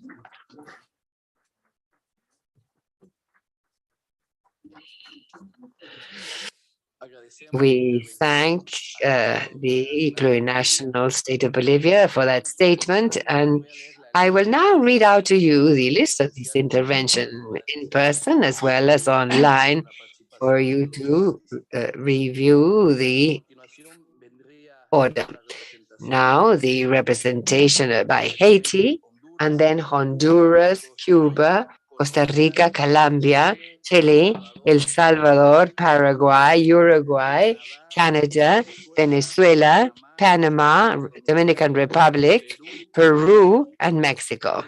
And that is the order of the statements. And so now we will proceed with the representative of the delegation of Haiti.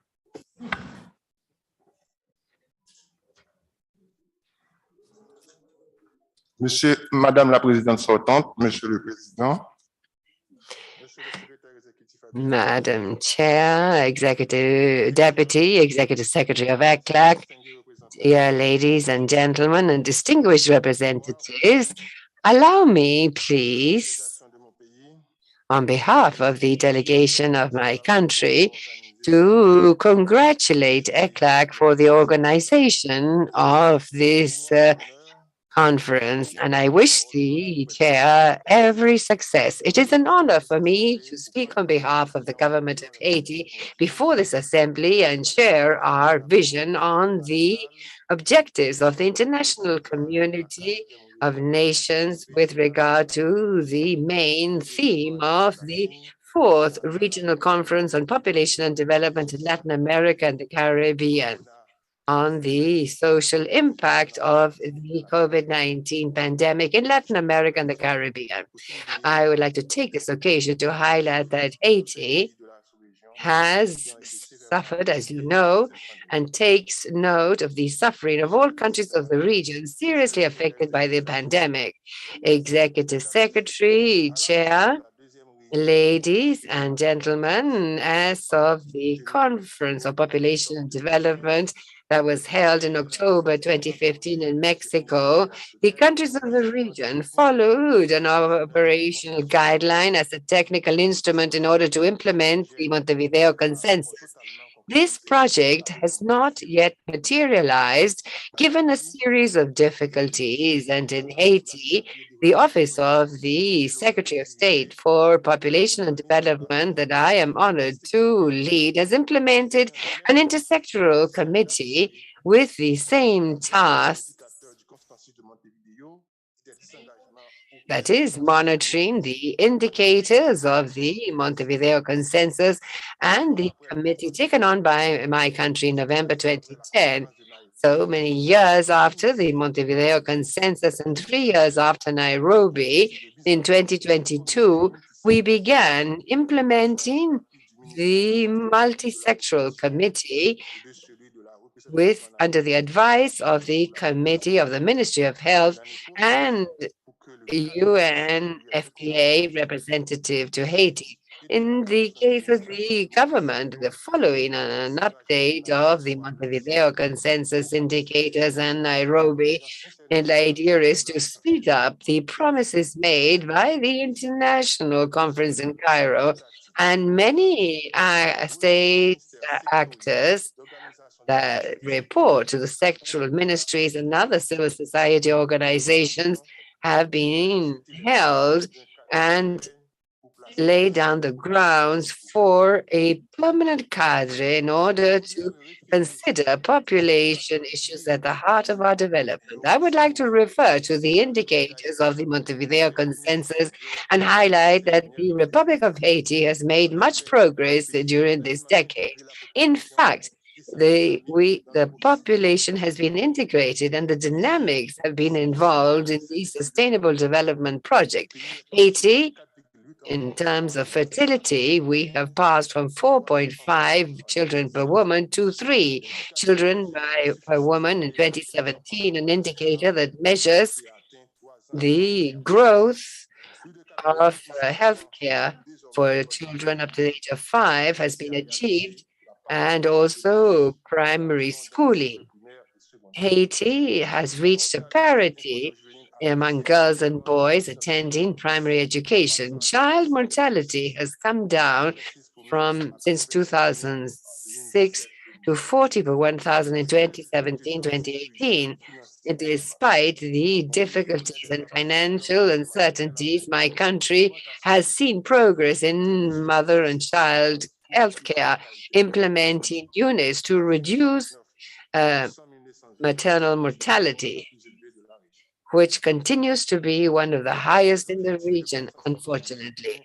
In order to achieve these aims of economic growth, sustainable and inclusive, we've had to partner with the international community and funds. My country has worked together with the private sector and the civil society and technical and financial partners known as the Plan for Economy Post-COVID-19 2020-2022, officially launched in June 2021. And the main aims of this plan are to reduce the current consequences of the pandemic and once again put the country on the path to prosperity and development. The government of my country, led by Dr. Ari, and in the measure that is possible, in May 22 implemented a program called the Multi-Sectoral Program for Peace and Social Reinsertion of Vulnerable Groups, and that consists in the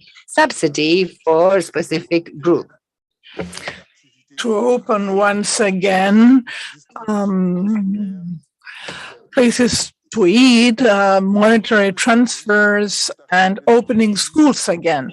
As you well know, in this country, a series of initiatives were adopted to improve the living conditions of the population and to materialize the commitments, the international commitments of Haiti. We have tried to make operational the Montevideo Consensus and also everything that was agreed in Nairobi. The pandemic has affected very negatively the population. We have tried to solve that in different ways. Each state responds according to their own intervention capacities and their own regulations. The states of the region have to join their efforts and competences to respond in a better way and decrease the impact on the more vulnerable populations. COVID-19 has shown once again that the state cannot be only a regulator, but has to intervene in order to prevent problems. That is, it has to implement monitoring systems to anticipate crises. These decisions are very urgent in our region, because our region will have to face other epidemics and other climate, social, and economic crises. Beyond the contributions from abroad, the states have to be capable to respond, and they have to be capable of attenuating social and economic problems, reducing disparities and economic and social discrimination. Haiti's social and economic development and the development of our region depends more and more from the international context, crises, wars that are very far from our frontiers, but they do have an impact upon the regional economy, and they impact all the population of the region. We have inflation, we have a lack of commodities. We have a situation that moves us to change towards a new approach, to change the resources. Haiti cannot save itself, nor the region. Regional integration must continue. Our populations demand that. We have to take that into account. An exacerbated nationalism should not respond alone to catastrophes. Epidemics don't know about borders. We need alliances between governments. We need the private sector, the civil society. Everybody has to be included to build based on values. I would like to conclude by saying that the current international situation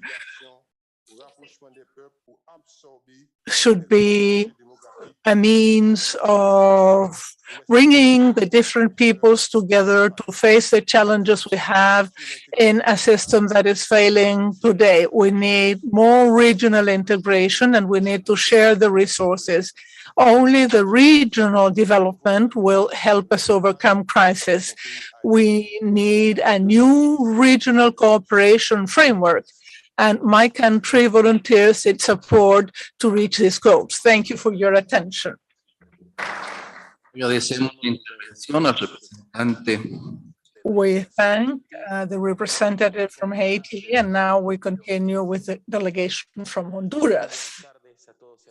Good afternoon to everyone. I would like to thank and congratulate ECLAC for this report they have presented today, a very important report. Honduras has low middle incomes and faces many challenges regarding population and development. 9.6 million persons, 50 and something are women, 8% indigenous peoples, adolescents, 30% of the population, whereas persons over 65 are about 6%. Well, that's more or less the distribution of the age groups in the country. It continues to be one of the most poor and unequal countries of the region, and the state of coma in which the pandemic has left us, plus 2 hurricanes, has been what this new government has received. It's a heavy inheritance. We also have a systematic destruction of constitutional guarantees and the loss of democracy in the last 18 years. The drop in the GDP was 9%, and employment dropped for about 400,000 persons.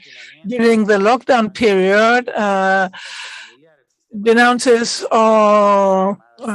family violence. The emergency calls were over 100,000, and there was violence and violence in the family.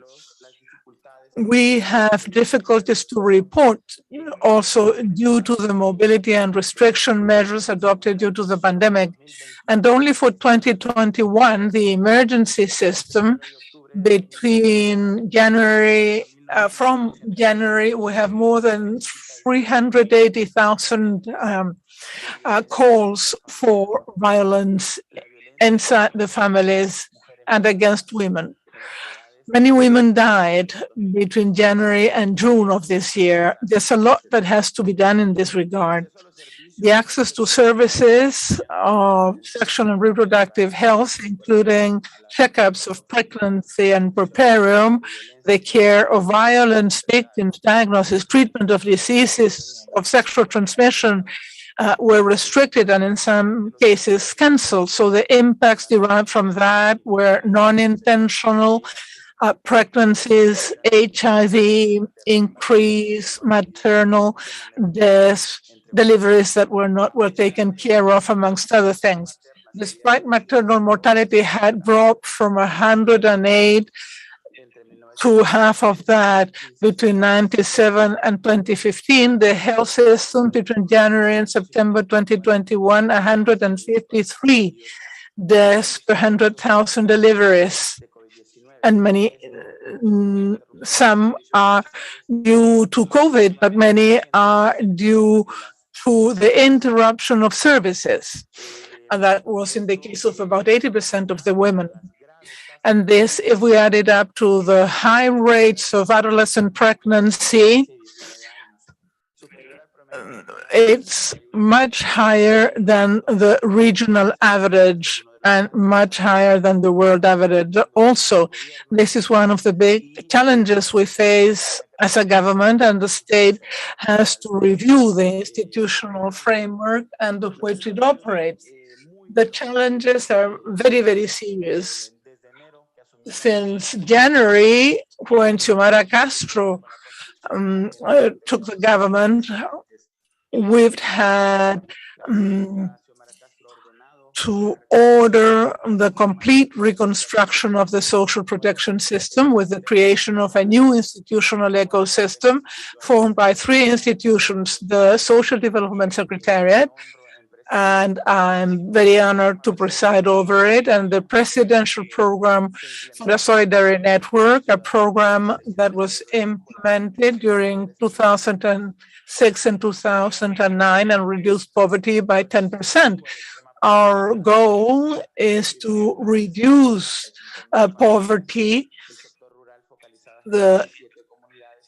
focusing on different communities from rural and urban areas for 3.5 million persons in extreme poverty that will receive care before the end of this year. The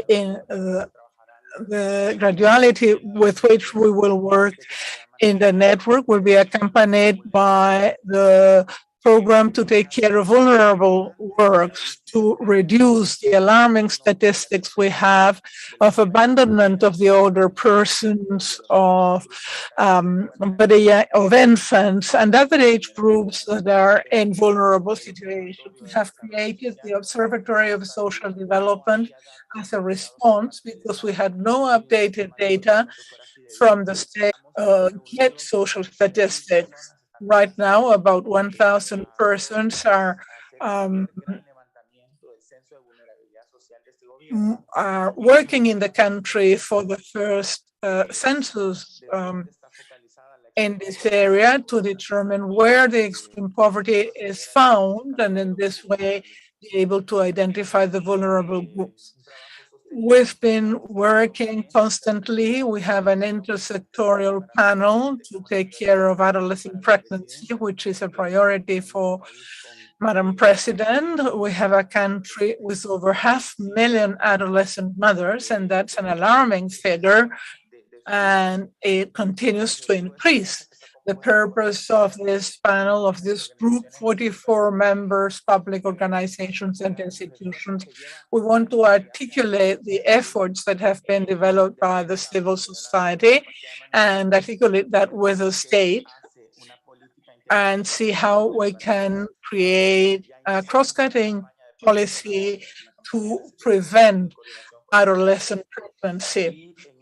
We have campaigns for that already, and now we have the Socialization Congress to decrease obstetric violence, also with the Ministry of Health. The purpose of this campaign is that 100% of doctors working with pregnant women and deliveries can become aware of the important issues. Also, I would like to share that advocacy has grown from the civil society. We've had constant dialogue since the government began for the inclusion of the PAE. We are the only country that doesn't have contraceptives or the pill to prevent pregnancy. We need an emergency kit to take care of sexual aggression. We have had a lot of pressure regarding these issues, but the graduality with which we are working, we believe it will work. We're fighting in different fronts, and we believe that in due time it will bear fruit. Also, the care for vulnerable groups will include about $50 million of budget to begin to take care of migrants that return, bonuses, conditioned transfers to the disabled, to the older persons. We are developing the first efforts to have for the first time an accurate census about the disabled persons in the country. We've never had one. And we're also working on building a new social protection framework. We want a social protection system that will update the 100 abandoned policies. The loss of democracy in the last years gave us a country where the laws devoted to the protection of women, children, and vulnerable groups were abandoned. Our president, the first woman president in 200 years, has committed herself to leave that legacy. A social protection system that is mandatory for all the governments that come in the future in Honduras, and make people understand that fighting against poverty and climate problems has to be a priority in a country like ours that is lagging behind in several indicators. Also, regarding the Montevideo Consensus, we try to take care of climate vulnerability, all sorts of vulnerabilities, areas affected by hurricanes. All this is a priority for infrastructure and social health support. And we have the green troops to move back the agricultural frontier that had advanced very much in the last years. Because if we do not take care of the environment, vulnerability will continue. So on our side, total commitment to follow the contents and the agreements of the consensus. And as a country, we need to share every experience available in the region to help us strengthen this new strategy of creating a social protection system for development that will truly change the reality for million people we have in poverty, 74% in poverty and about 50% in extreme poverty. Thank you very much.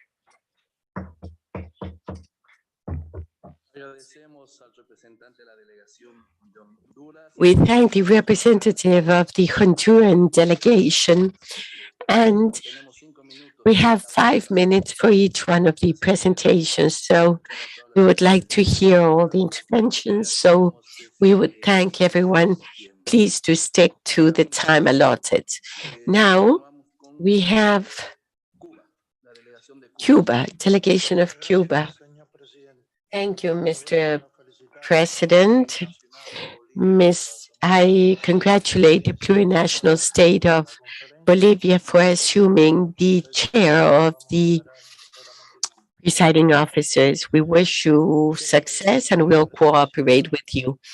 I would like to greet Raul Garcia Buchaca, Assistant Executive Director of ECLAC, and Harold Robinson from the Population Fund of the UN. It is a pleasure to share with you this afternoon and the following days with you, representatives of Latin America and Caribbean, responsible for implementing the Montevideo Consensus. In the last report presented by Mr. Zucchini of CELADE, it evidenced the impact of COVID-19 and social retrocession that has involved for Latin America and the Caribbean, a region that already experienced profound inequalities. We ratify the emergency of addressing population and development issues at regional and international levels, as well as working together in a solidary and an innovative manner in order to face the socio-population challenges of Latin America and the Caribbean in accordance with the Montevideo Consensus and Action Plan of El Cairo.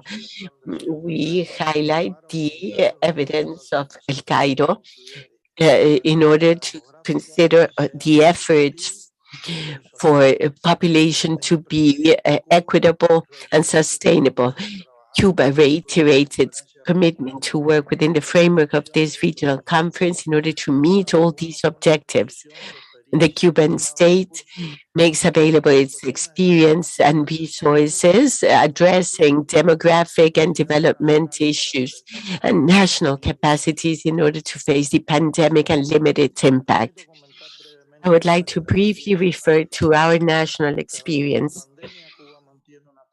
In relation to the pandemic, we have a lethality of 0.57%, less than the regional and world rates. Currently, 96% of the vaccine has a complete vaccination scheme. More than 81% has received the booster doses. Cuba is the first country in the world in immunizing with a vaccine against COVID-19 to its pediatric population between 2 and 19 years. With the production of Cuban vaccines developed and approved by health scientists and leveraging science, innovation, and new technologies for social development and well-being. Cuba has 3 vaccines and 2 candidates to be vaccinated against COVID-19, has proven its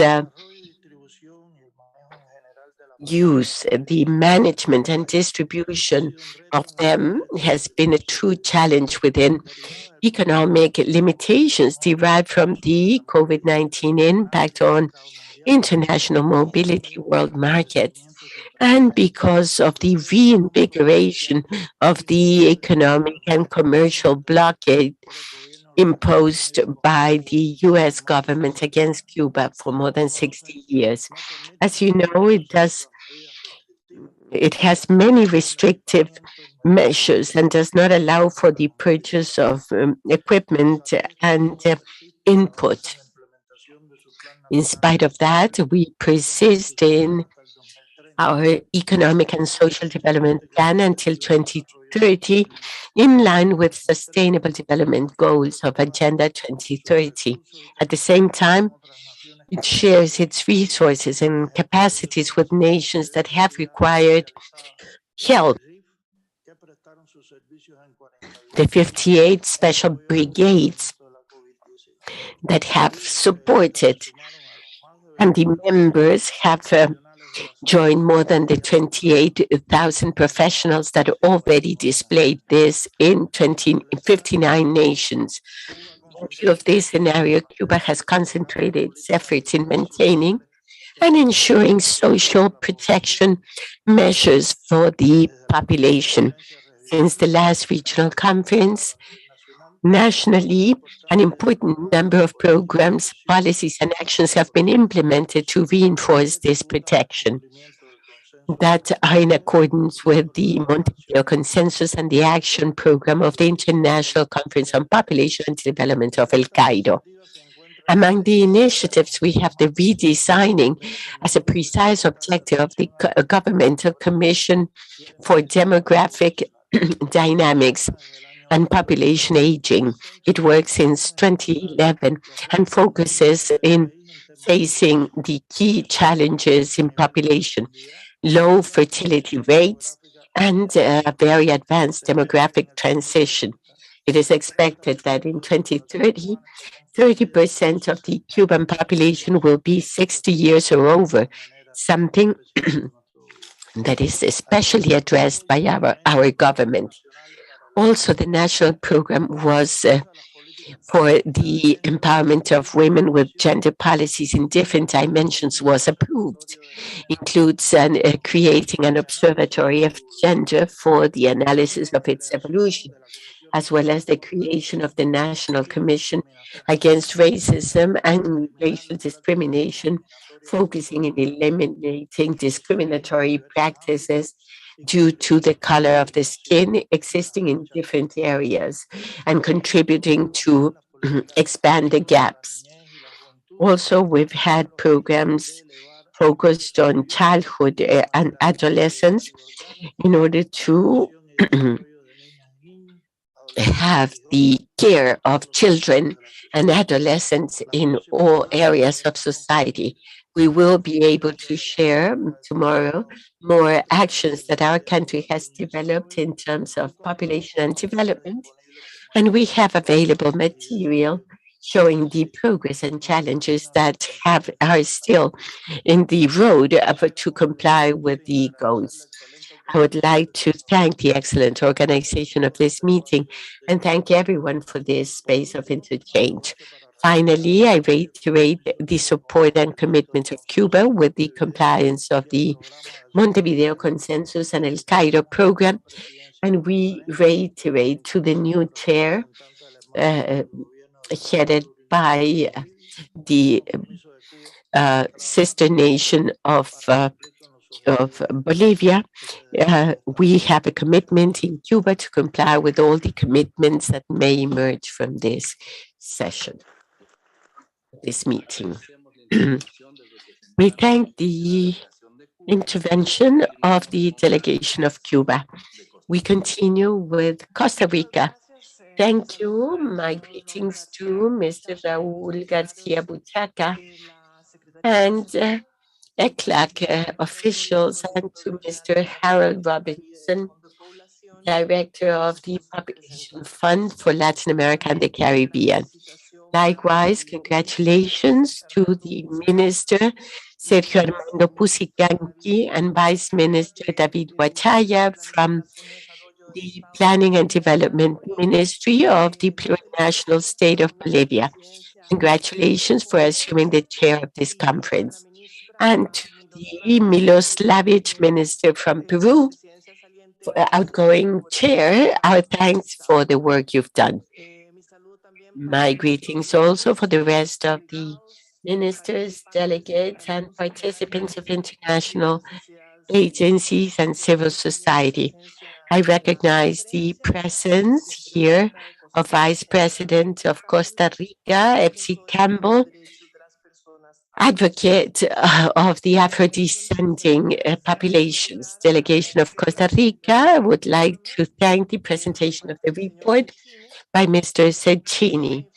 Having the timely and accurate information allows to manage and implement public policies based on scientific evidence, a tool that is indispensable at this point in time if we want to be effective in order to reach the goal that we have agreed jointly that is a sustainable, inclusive, and resilient recovery in Latin America and the Caribbean.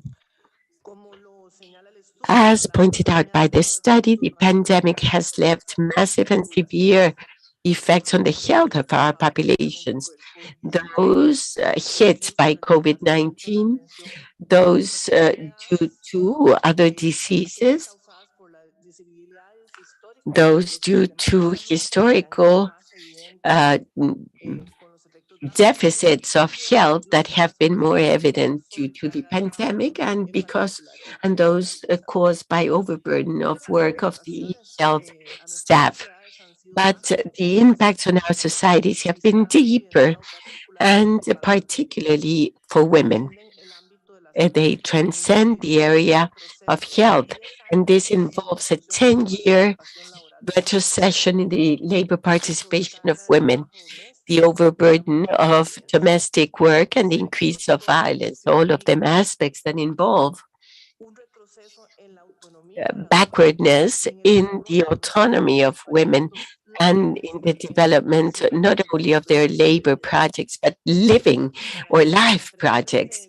And to face this enormous challenge, Costa Rica is working in the formulation of the action plan of the national equality policy between men and women, and as well as that of prevention of violence against women at all ages.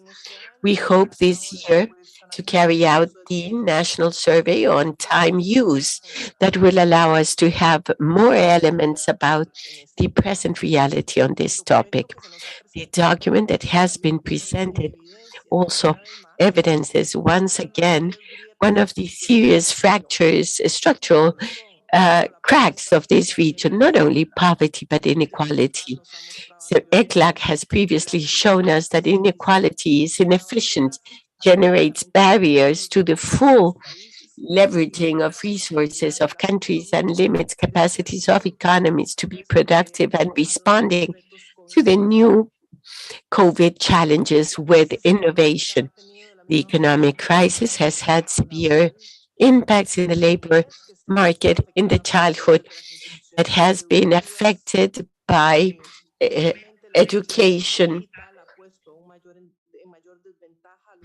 and the digital gap has placed in a difficult situation disadvantaged groups, and therefore Costa Rica makes available quality data so as to consider all the segments of the population in order to follow and comply with Montevideo and to promote public policies and action plans and leaving no one behind.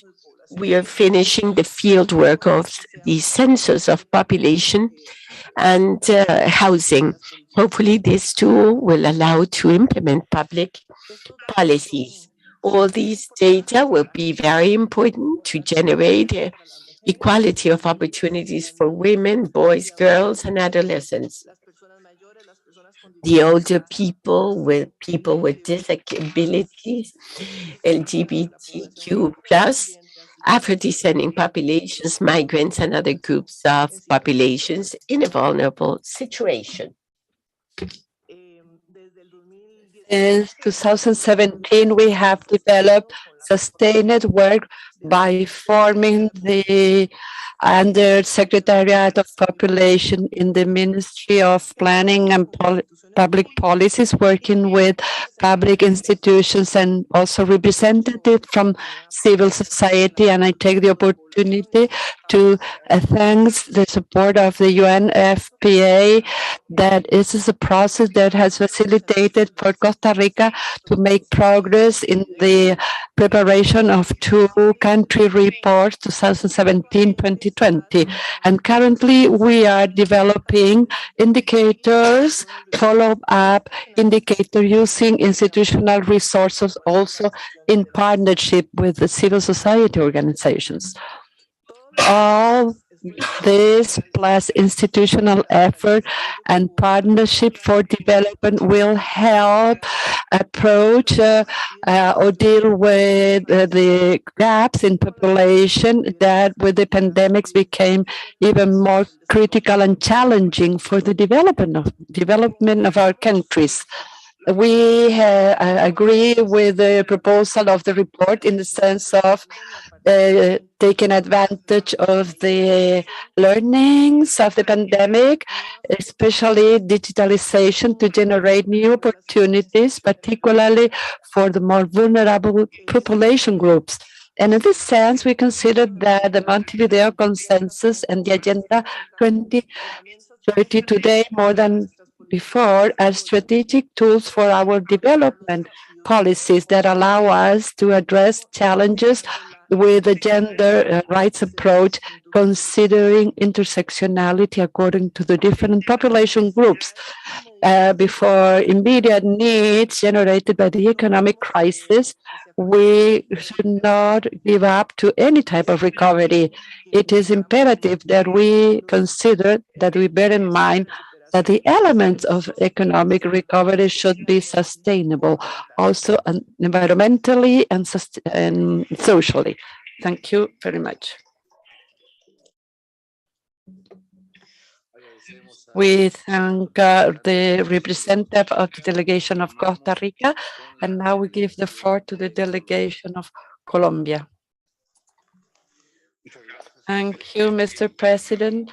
And again, I want to reiterate congratulations that all other countries have given to the presidency of the presiding officers of this conference. Special salutation to the other presiding officers, Mr. Garcia, Luis, and all those. And I take the opportunity that we need to optimize our time. Also, we want to salute and recognize the excellent presentation made by Simon from CELADE. In this document, we are showing that Montevideo Consensus is more alive than ever, not only by direct, harmonious alignment that leads us to understand the agenda as complementary, not simply as parallel agendas.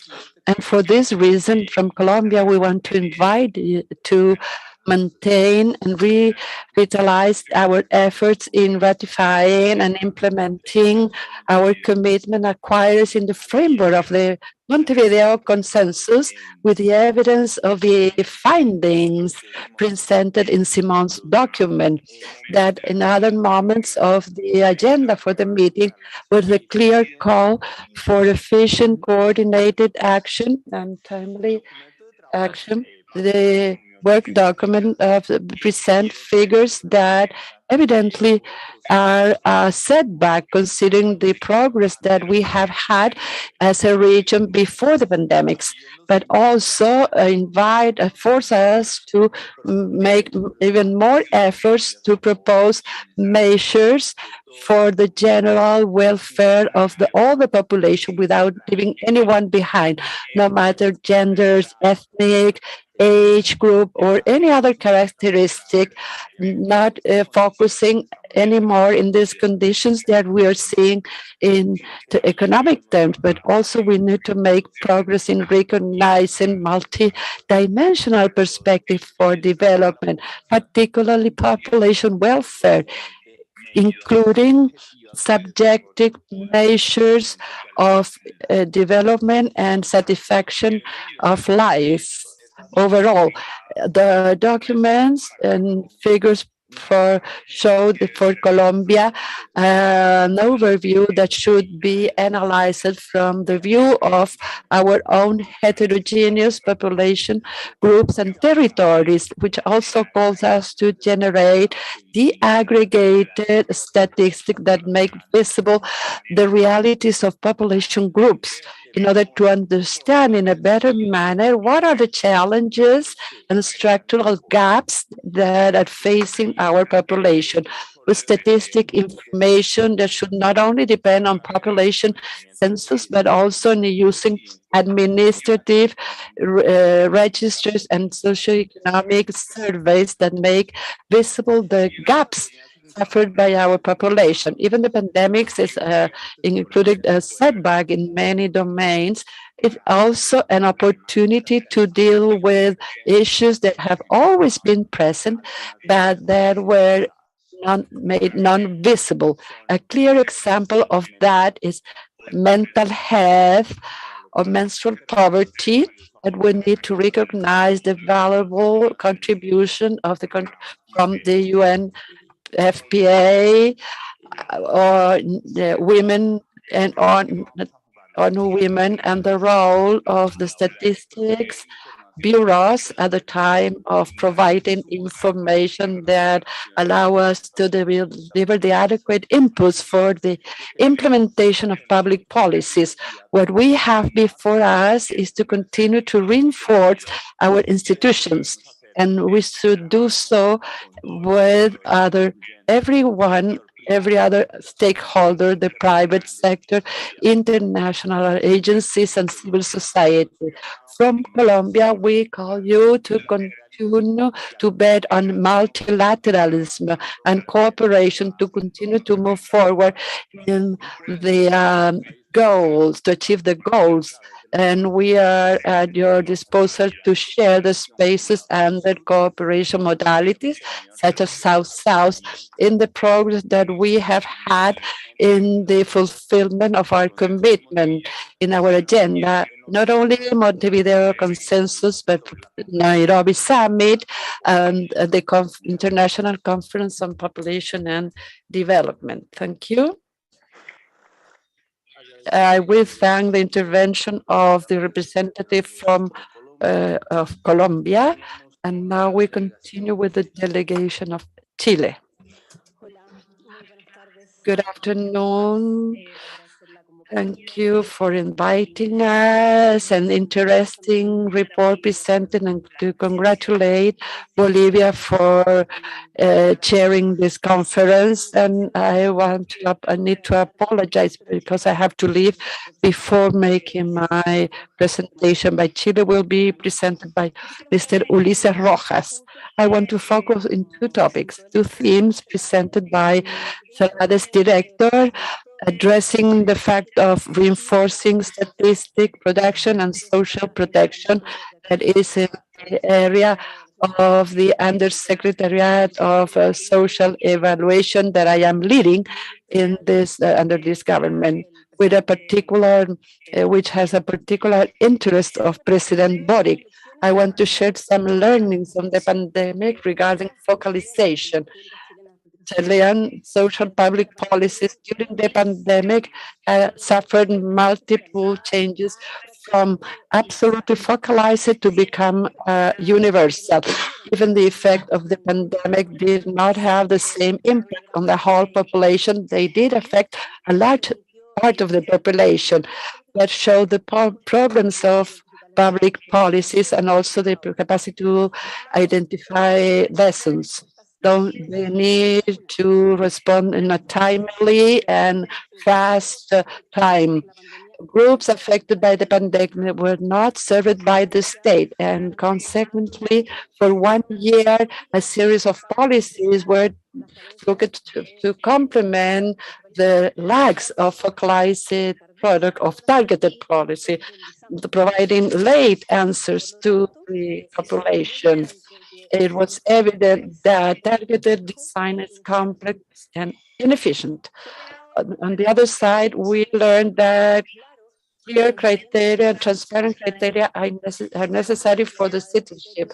The lack of clarity on the criteria of allocation of resources generated confusion and complaints from the citizens. It's important to define allocation criteria that allow citizens to identify clearly if they meet the requirement or not. So it was the need to importance in the context of uncertainty. Thirdly, and there is a focus on on this new government is to move to universal social policies. This universal are more simple to design, follow clear criteria, and allow that services are delivered in a timely manner, avoiding the deepening of problems and providing efficient and rapid solution. Social household registration, an instrument in which we generate characterization, was generated on the need to make visible the changes in households in a closer timing.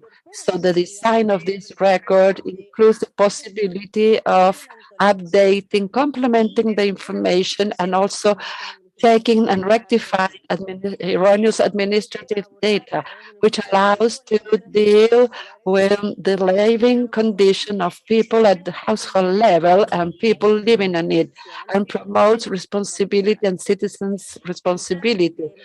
The plan of associated improvement to this household registry that we are developing since the beginning of the pandemic allowed us to move in 5 aspects.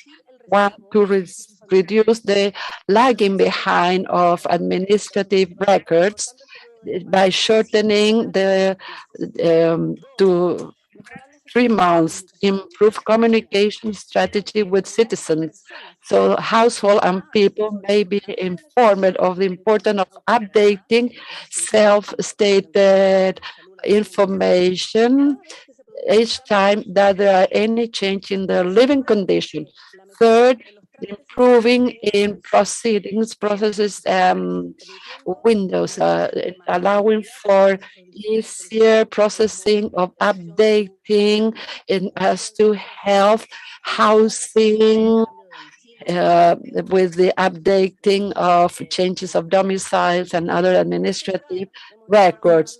Fourth, we have made progress in incorporating new and better administrative information on high-cost services and utilities and ownership of goods in order to qualify in a better and fairer and timely manner each household. Fifth, progress made is that we are trying to increase the frequency of calculation of socioeconomic qualification to reduce in less than 1 month the waiting time since one's household is incorporated into this registry, or there's an updating of household information to having this reflected in the socioeconomic qualification. This plan is oriented to reinforcing the use of administrative information and update and improve self-reported information made by household and household member. With that, we want to tell you that from Chile, we are reaffirming and restressing our commitment with the Montevideo Consensus. Thank you very much.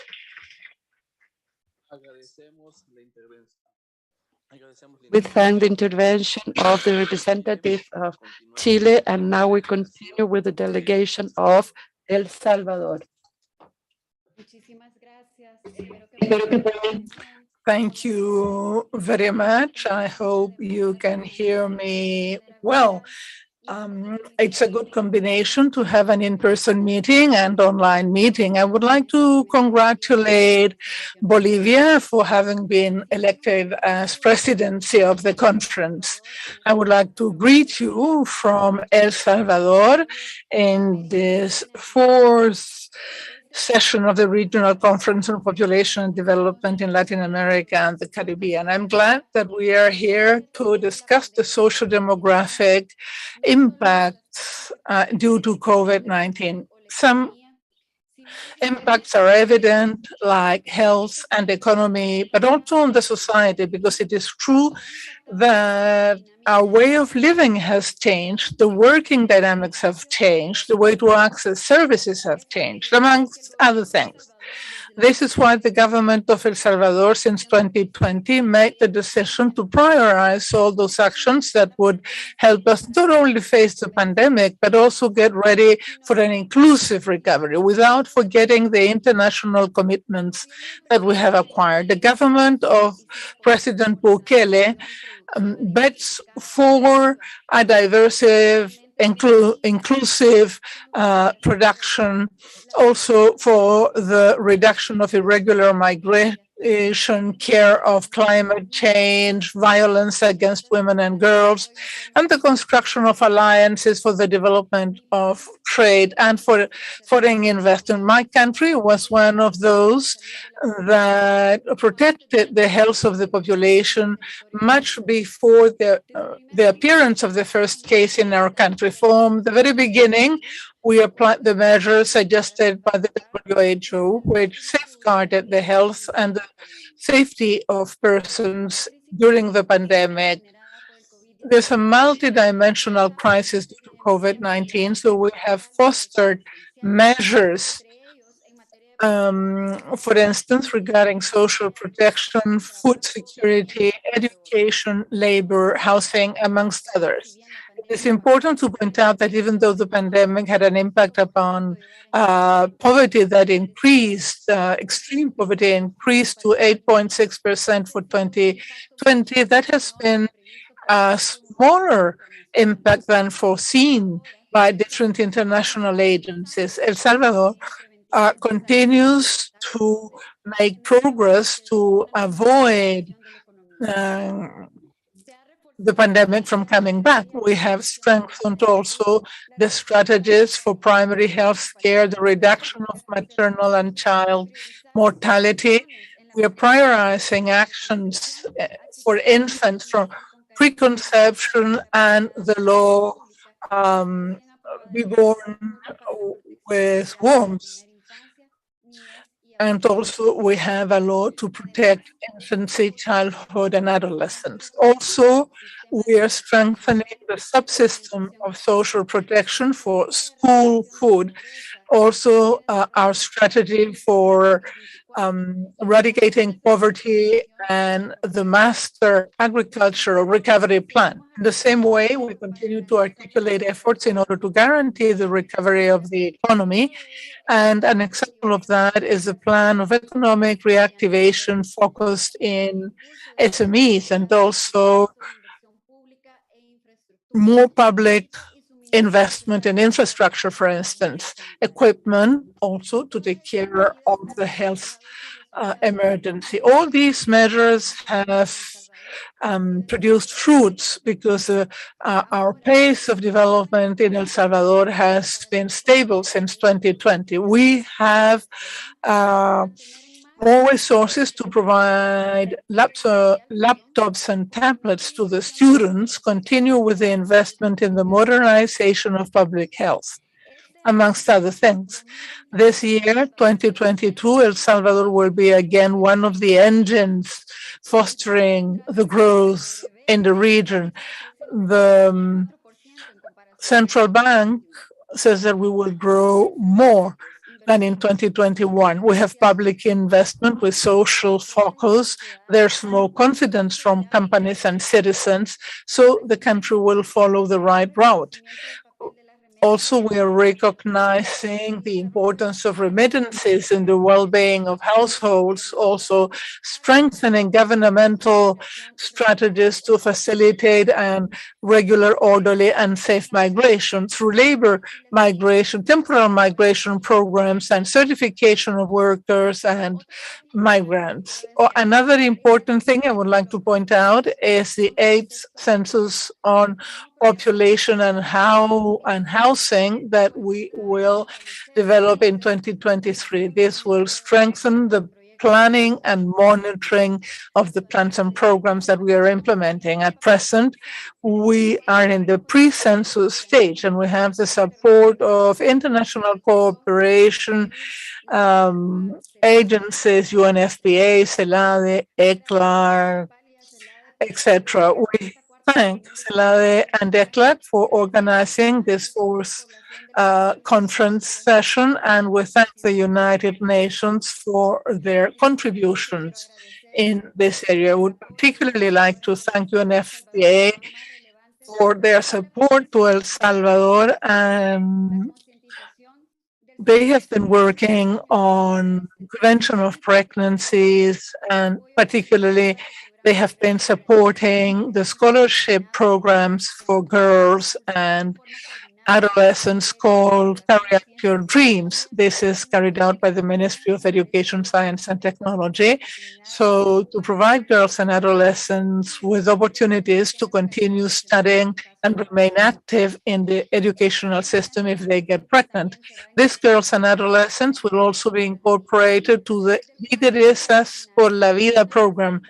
They will receive a facilitator and a support network for them to continue with the studies and life plans, because the initiative includes providing knowledge about health and empowerment regarding the sexual and reproductive rights. So we have to stress that the efforts in favor of the Montevideo Consensus require, on the one hand, to articulate the contributions of the state in the private sector, etc., but also we need solidarity and support from the international community regarding the achievement of attainable goals. El Salvador would like to reiterate the importance of the Montevideo Consensus as something that helps us so much in population integration. It helps promote sustainable development. Thank you very much to all.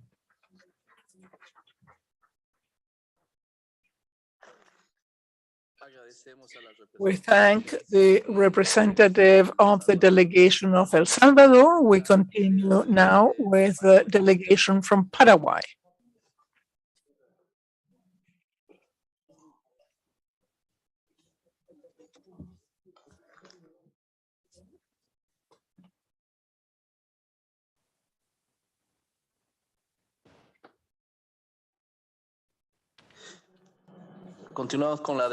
We continue with the delegation of Paraguay. Can you hear us, Paraguay?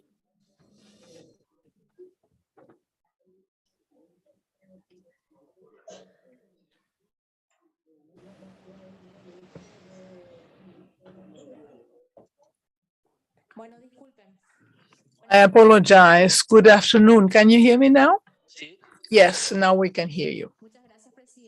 Thank you very much, Chair. Special greetings to Bolivia for assuming the presidency.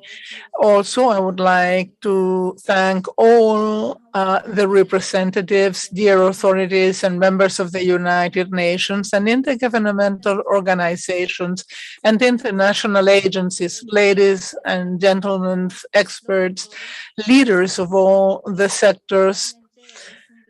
It's really a pleasure to be with you today representing the Republic of Paraguay. We assumed a commitment with the action program of the International Conference on Population and Development and the regional commitments assumed in the Montevideo Consensus on Population and Development. And with all that, we have created the Population and Development Plan 2018-2019. This is being evaluated to determine how we will do it next. And this related with the Development Plan 2030 that we updated last year, and also following the Sustainable Development Goals in the 2030 agenda. The pandemic due to COVID-19 has left a social scenario and an economic scenario which is different for the population of Paraguay. 7.3 million inhabitants since the beginning of the pandemic.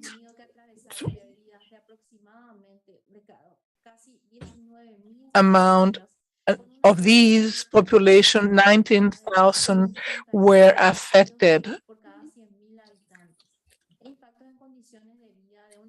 This has had an impact upon the life conditions of an important segment of the population. We have to safeguard health and also nutrition and sexual and reproductive health, employment, education, etc. The national government in March 2020 adopted health measures, administrative and tax and financial measures due to the advance of the disease. The country adopted immediately contingency measures in order to protect the life of persons, to contain the pandemic, to respond to social needs. We promoted the strengthening of the public health system through the construction of infrastructure, through the purchase of inputs, etc. We only had 274 ICUs in all the country. We've grown to over 700 ICU beds. So we have more than doubled the number of ICU beds, especially for intensive care. This has been possible thanks to an interinstitutional effort. In this way, we have strengthened the public health system. We also wanted an optimal response from the system, and we habilitated emergency ORs also. With the private sector, we have also worked for inputs. We have prioritized the care of the sick persons and also the care of the elderly and the most vulnerable. In June, we had about 50% of the population vaccinated. The social protection system focused in taking care of the vulnerable populations. We worked very quickly, immediately, in what we call more program, which in Spanish or English means help. This was offered to the workers that had been affected in their revenues. This program has served 1,500,000 workers with at least one payment. So 7 out of 10 workers, especially informal workers, received this subsidy. Another program, transient program implemented during the pandemic was the Ñangareco program, which helped 300,000 persons. And also existing programs were reinforced, especially for the elderly and also for the extreme poverty. Likewise, in 2020, basic services benefited many households, and they had to pay like 70% less of their bills. Here we're speaking about electricity, water, etc. These interventions mitigated the consequences of the decisions adopted very early to respond to this crisis. Lockdown, social distancing, closure of educational institutions, of working spaces, especially closure of borders. This has been possible thanks to regulation to protect employment, short-term subsidies, to support the income of the formal workers and also informal workers. We provided food. We also we pay to the participants of the programs that already existed, as I said before, and also the strengthening of different public institutions for them to immediately provide help to the entrepreneurial sector, so as not to affect so much the economic activity. Despite the closure of educational institutions, we had the Education at Home program. We also provided equipment to the educational institutions. We reached About 85% of those enrolled in public schools to maintain schools active with teachers that were trained for virtual teaching. Also, we offer food to the children of vulnerable families. This is an opportunity to realize how important public investment is and how important interventions to produce structural changes and to respond to the needs and to provide articulated answers, responses that have an impact upon the well-being of the population and that help us prevent hurting progress, especially in those groups that are lagging behind.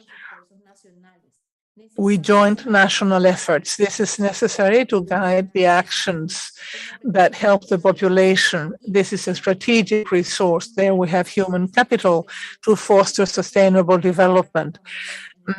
And to do that, in 2020, we started a recovery plan and the reactivation plan of employment 2020-2021.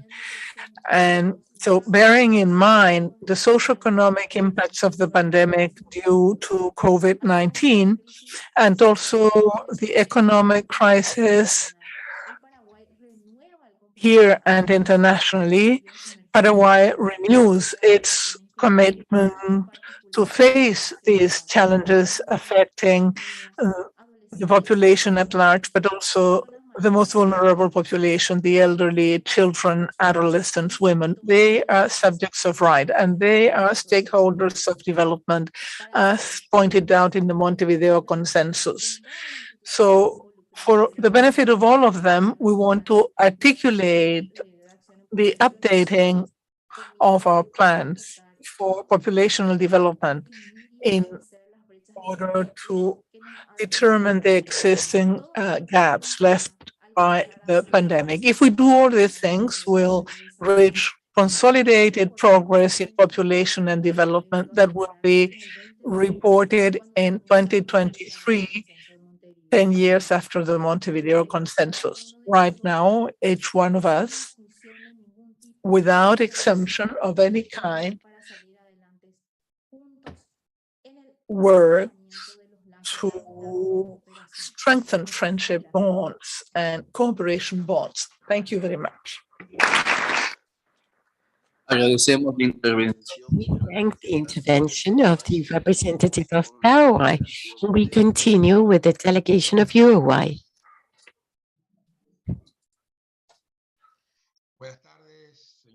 Good afternoon, Mr. Chairman. I congratulate you and your country for assuming the chair of the presiding officers. Greetings to Raul Garcia Buchaca, Mr. Arnold Robinson, Secretary General of UNFPA, Mr. Simone Cicchini, Director of CELADE, that presented such an exhaustive report at the beginning. As you know, Uruguay has a long-standing tradition of policies trying to achieve an integrated society, emphasizing the most vulnerable groups. Without going beyond my time, already in 1876, we implemented the first educational reform in our country, which was the pillar for harmonizing the city under its motto, lay and mandatory school grad for free, no charge. In the same way, divorce is also instituted in 1907.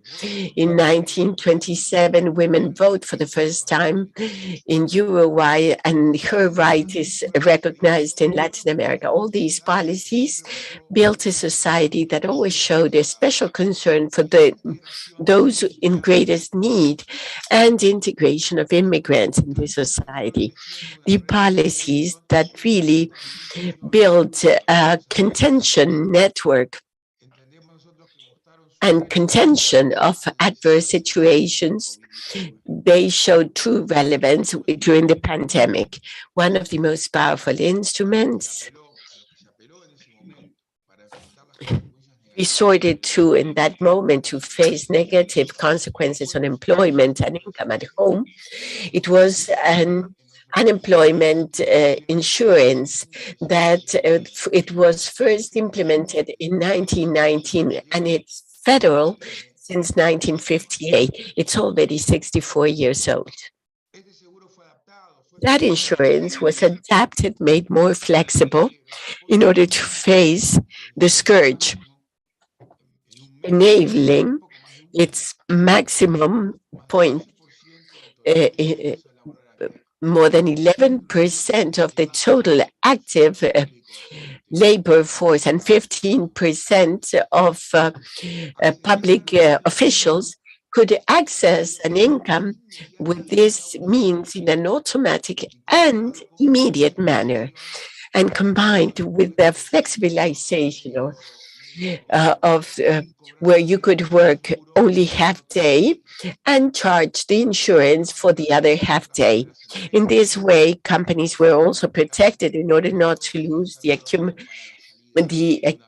capital and be ready for restoring work. Likewise, a disease insurance that was in the middle of 20th century, allowing for automatic general subsidies for people of risk due to comorbidities or age and disease. During the pandemic, of course, we did not overestimate the most vulnerable population. Early childhood was covered with the budget supplement. Family allowances were doubled in 2019, and they reached more than 25% of the total population. It is another pre-existing stabilizing factor that, just like unemployment leaves was reinforced or benefits was reinforced in the pandemic. Although poverty went up 2.8 percentage points in 2020, and in average in 2021 it went down 1 percentage point with a major employment recovery. In 2021, more than 97% of lost jobs in 2020 were recovered. And at the end, last quarter of last year, the employment level exceeded the pre-pandemic level. Anyhow, we know that challenges presented to guarantee social protection and the exercise or enforcement of rights are enormous. And the country has faced them and continues to do so. We are beginning with a transformation in education. We're continuing with the tradition once again will place the teaching centers not only where academically children are improved, but also a place to have an interaction with peers. In parallel, there is a program of reduction and reallocation of seats, settlements. The homes living in settlements, of course, they are characterized by having more children than the average of the population. And at the same time, there are more women breadwinners. To see to their needs of people in settlements is a key point. And therefore, we are working in programs covering the early childhood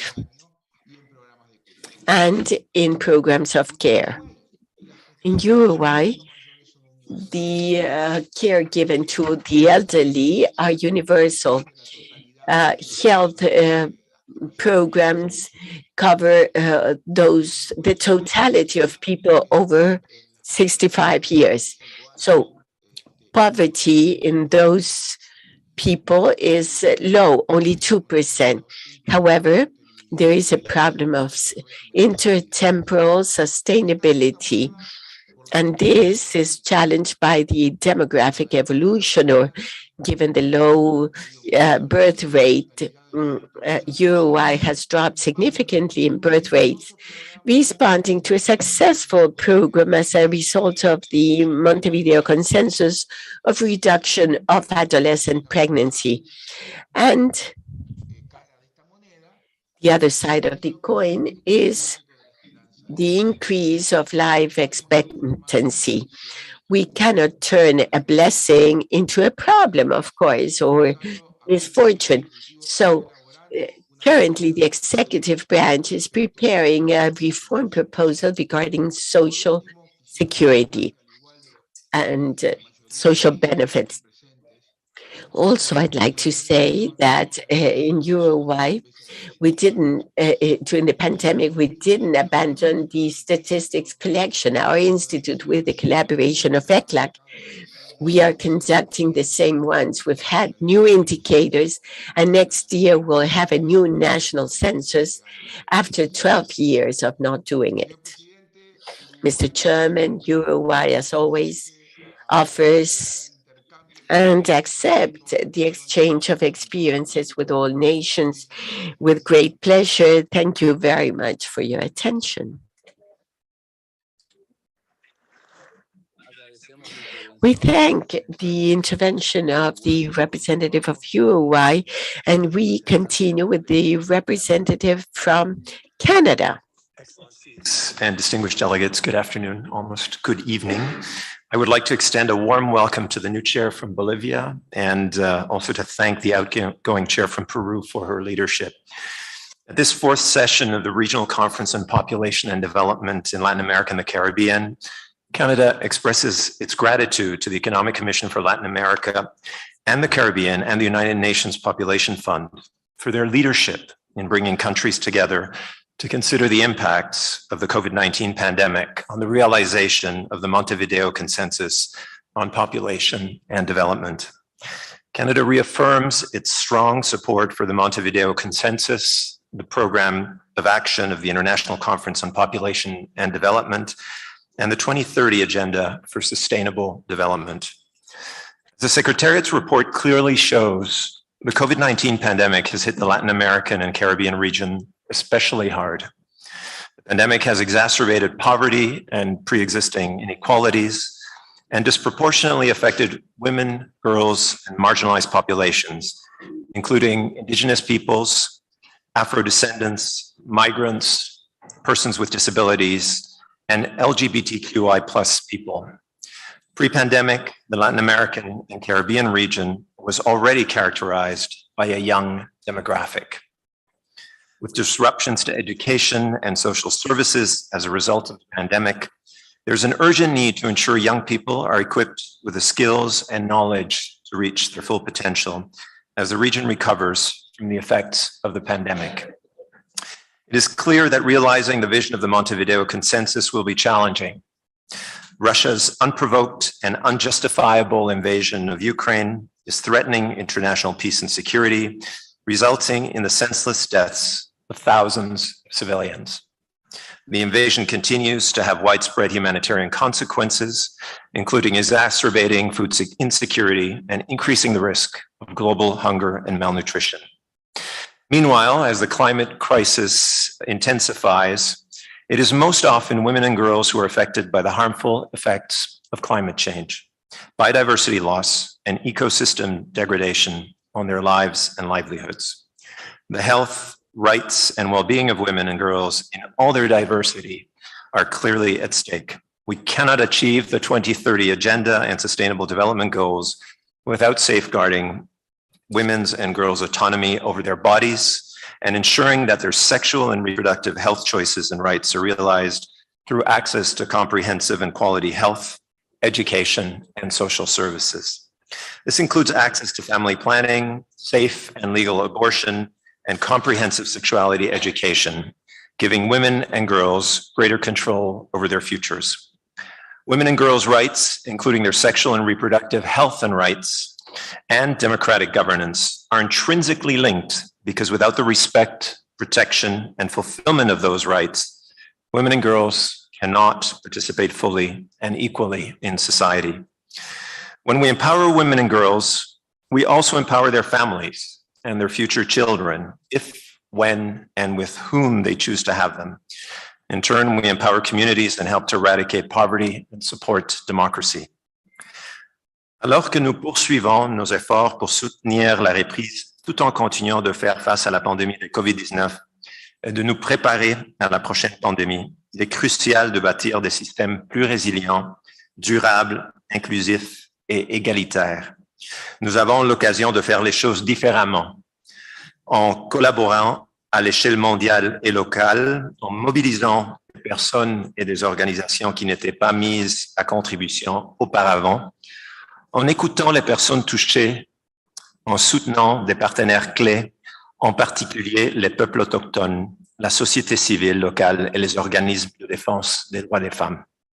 Le Canada continuera de défendre les droits des femmes et des filles dans les Amériques et dans le monde entier. Nous sommes impatients de donner suite aux résultats de cette importante conférence régionale à la session de la Commission de la population et du développement qui aura lieu à New York en avril prochain et de commémorer en 2023 le 10e anniversaire de l'adoption du consensus de Montevideo. Merci. Thank you. Gracias.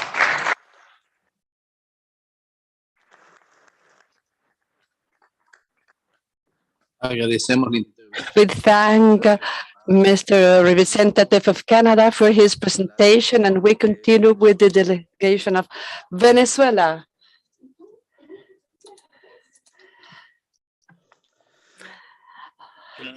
Thank you, Mr. Executive Secretary of ECLAC and other authorities of ECLAC, distinguished new President of the Presiding Officer.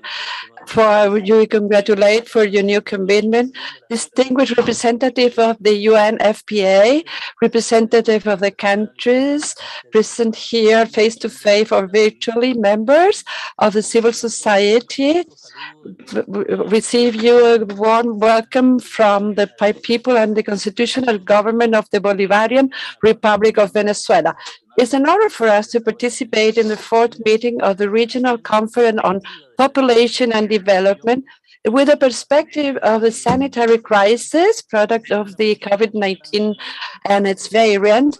Its axis is the importance of reaching the objective of sustainable development objective, not leaving anybody behind, and the challenges. The threat of COVID-19, the accelerated global economy, stressed inequalities, reversing progress made in poverty reduction, social development, and common welfare of our people. In this global scenario, we are forced to adopt immediately public policies that would accelerate the implementation and follow-up of the Agenda 2030 and the measures of Montevideo Consensus.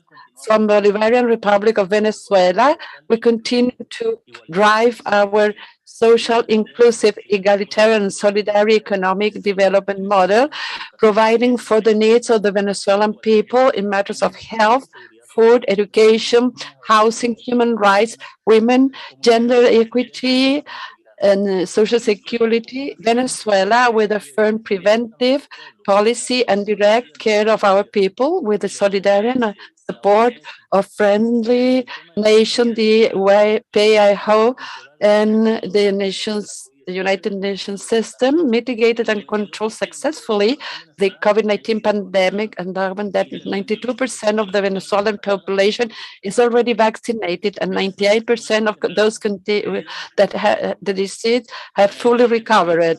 In Venezuela, we take early measures to prevent contagion.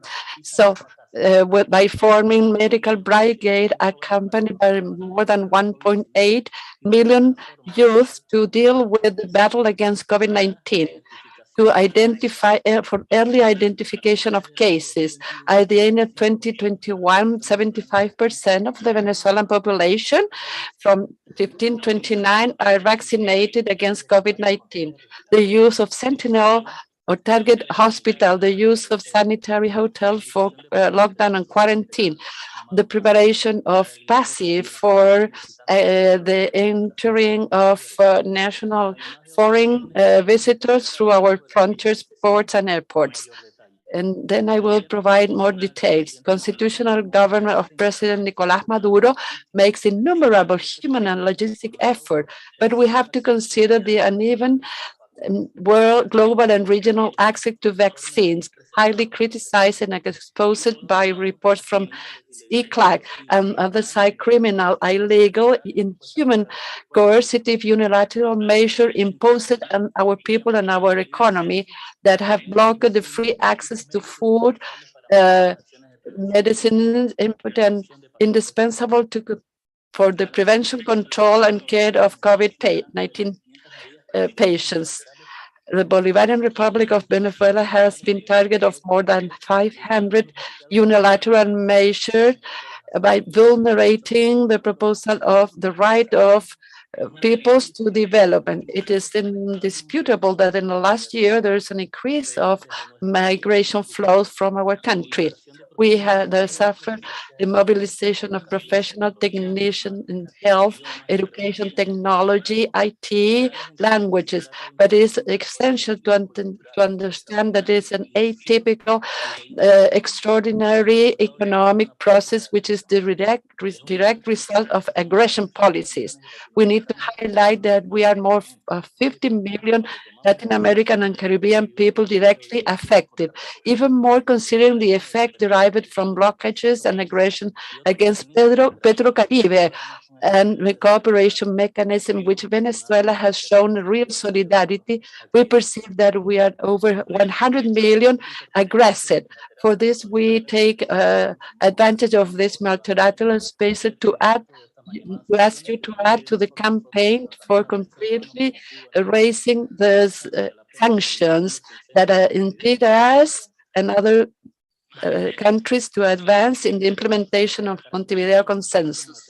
Beyond that, Venezuela ratifies the effort to enforce the commitment in promotion and protection of human rights. For 2022, with a lot of effort, we go on the pathway of economic recovery, and we assigned 77% of the total budget to social investment. As to population and development, the Venezuelan state, through IRENA, is developing the National Plan for Comprehensive Protection of Children and Adolescents 2021-25. Similarly, the Venezuelan National Assembly approved organic law for care and comprehensive development of adult and elderly, creating the mission Chamba Mayor as the national plan for work inclusion. 2021, we approved the law for life care systems. And finally, we know that during the pandemic and lockdown, one of the global effects was the increasing domestic violence, gender-based violence, and victim of discrimination. In Venezuela, the Ministry of Popular Power for Gender Equity and Women provides services to over 86,000 people that are victims of violence, gender-based bias and discrimination. We continue the PRETA, our program for comprehensive education for prevention of early pregnancy. Similarly, we put in place humanized delivery plan, preserving the right to natural delivery. We created Pharma Mujer, a quality pharmacy service at low cost. We must state that during pandemic, productive entrepreneurs increases substantially, increasing empowerment of women in the economy through common statistic, National Statistic Institute and the Ministry for National Planning. We constructed looking for the consolidation of statistics, records, and structural characteristics of society that, along with the Ministry of Power Popular, in the framework of the 15 National Census for Population and Development, we respect the principle of self-identification by generating questionnaires in idiomas Wayuu, Naiki, and Pemon, two of the most spoken indigenous languages in the country. Similarly, in the National Assembly, we advanced with the partial reform of the organic law against racial discrimination. Our country ratifies the commitment with the objective with the SDGs in a framework of constant regional and sub-regional integration and consultation and sustainable recovery with equity. You have the full commitment and willingness of the government of the Bolivarian Republic of Venezuela to collaborate in the different ECLAC and UNFP programs to the benefit of our America, with special stress to the follow-up of the sanitary self-sufficiency plan presented by Mrs. Alicia Bandera during the fourth summit of heads of the state and government held in November 2021 to reinforce the production and distribution of medication, especially vaccination in the countries of the region, to reduce external dependency that so much affect us. We thank the representative of Venezuela for his intervention, and we continue with the delegation of Panama.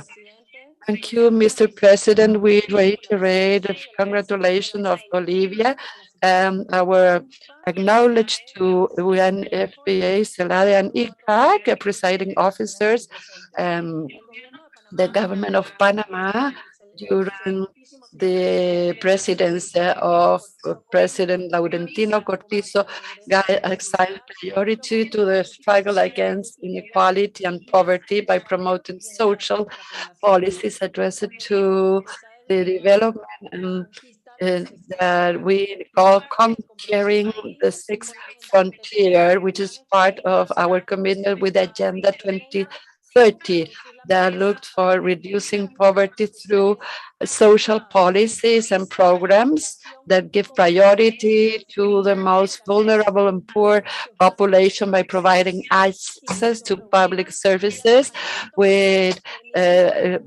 by allowing accumulation of capital and social human and social capital.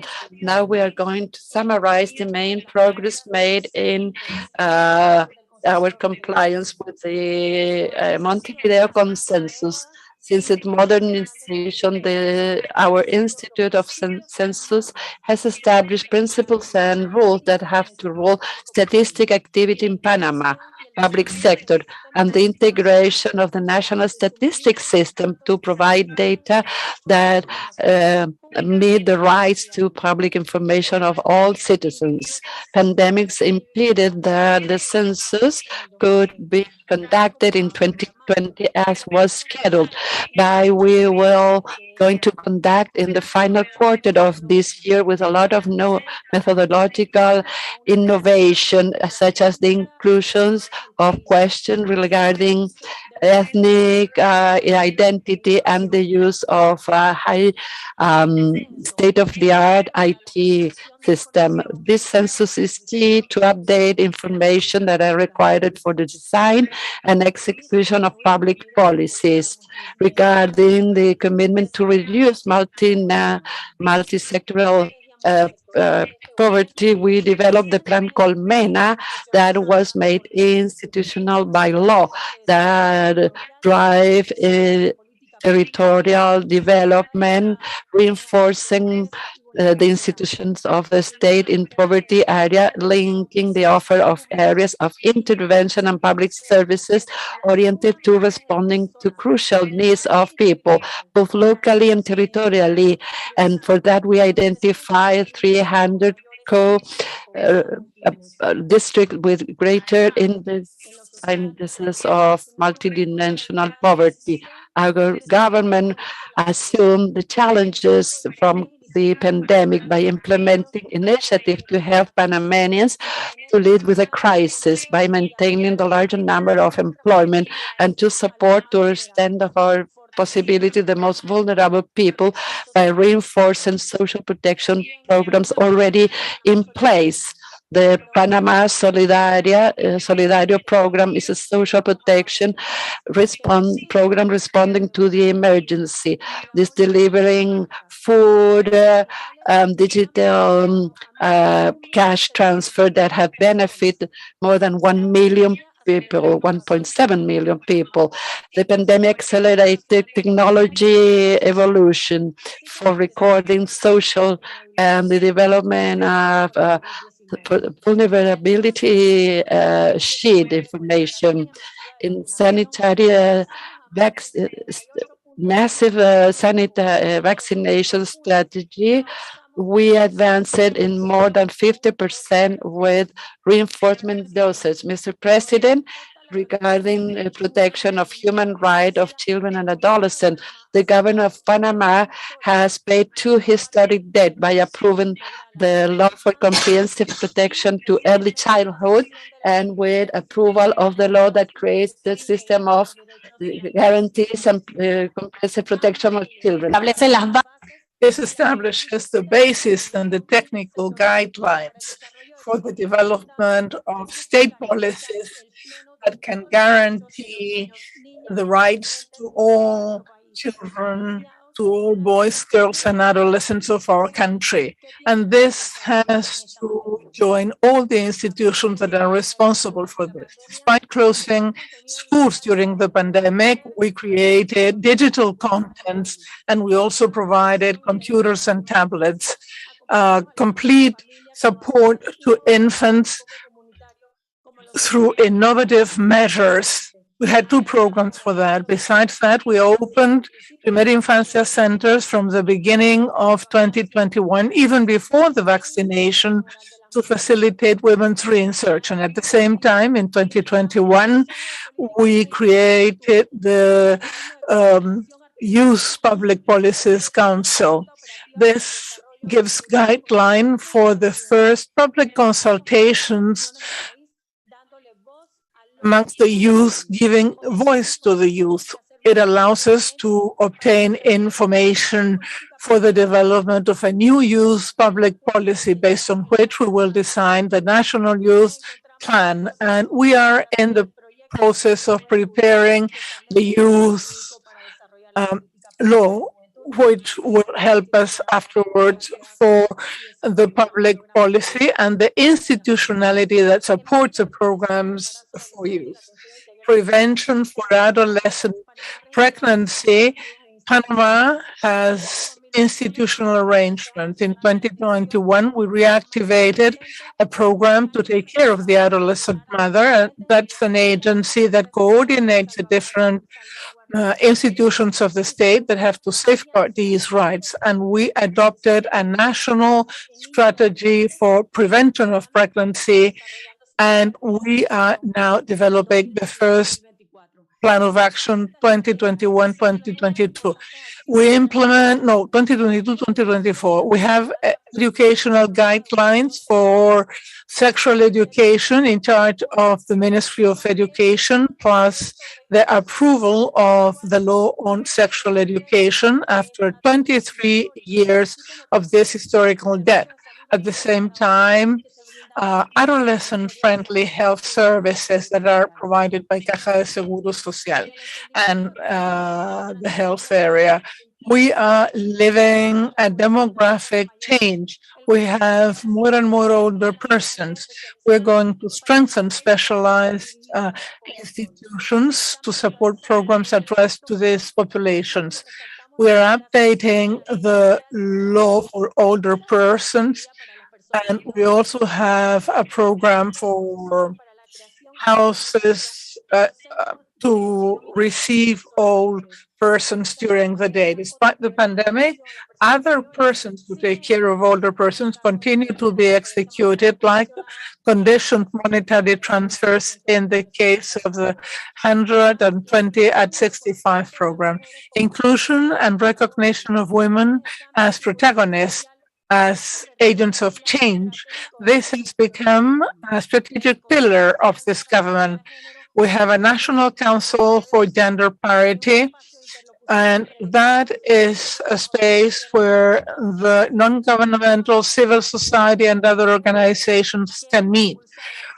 We have fostered actions like the National Strategy of Entrepreneurship of Women, the women included in STEM policies, and also the support to women in vulnerability, problems, the economic empowerment of indigenous women, and the promotion of women in leadership positions. At the same time, in the national government, we articulate the implementation of the National Strategy of Care for persons who depend from others, establishing the basis for a social compact guaranteeing care with social co-responsibility at family, public, and private levels. In this sense, today we are designing the care bill, and we will begin this month the implementation of the first local care management program.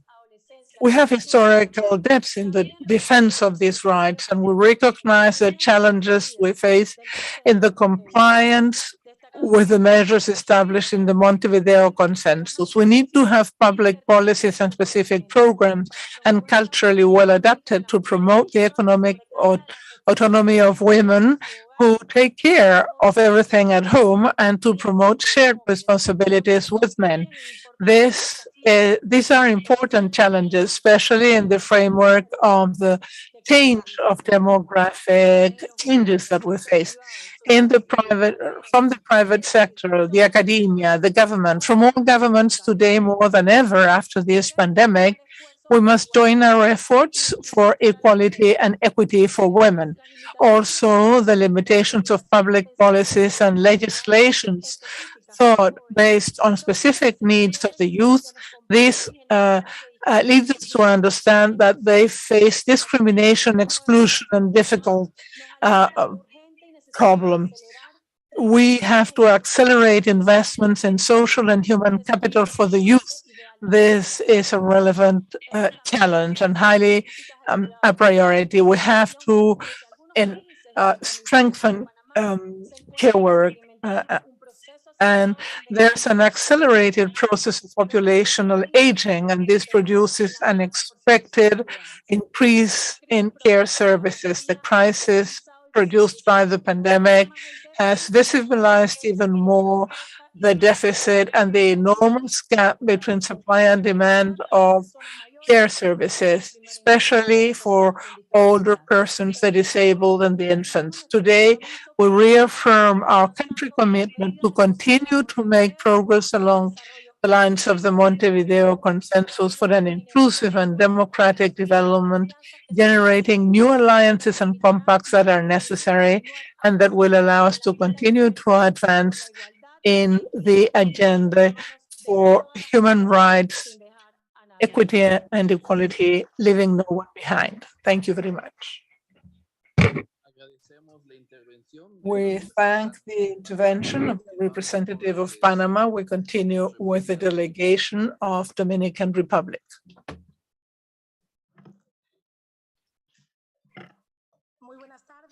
Good afternoon to all of you from Dominican Republic.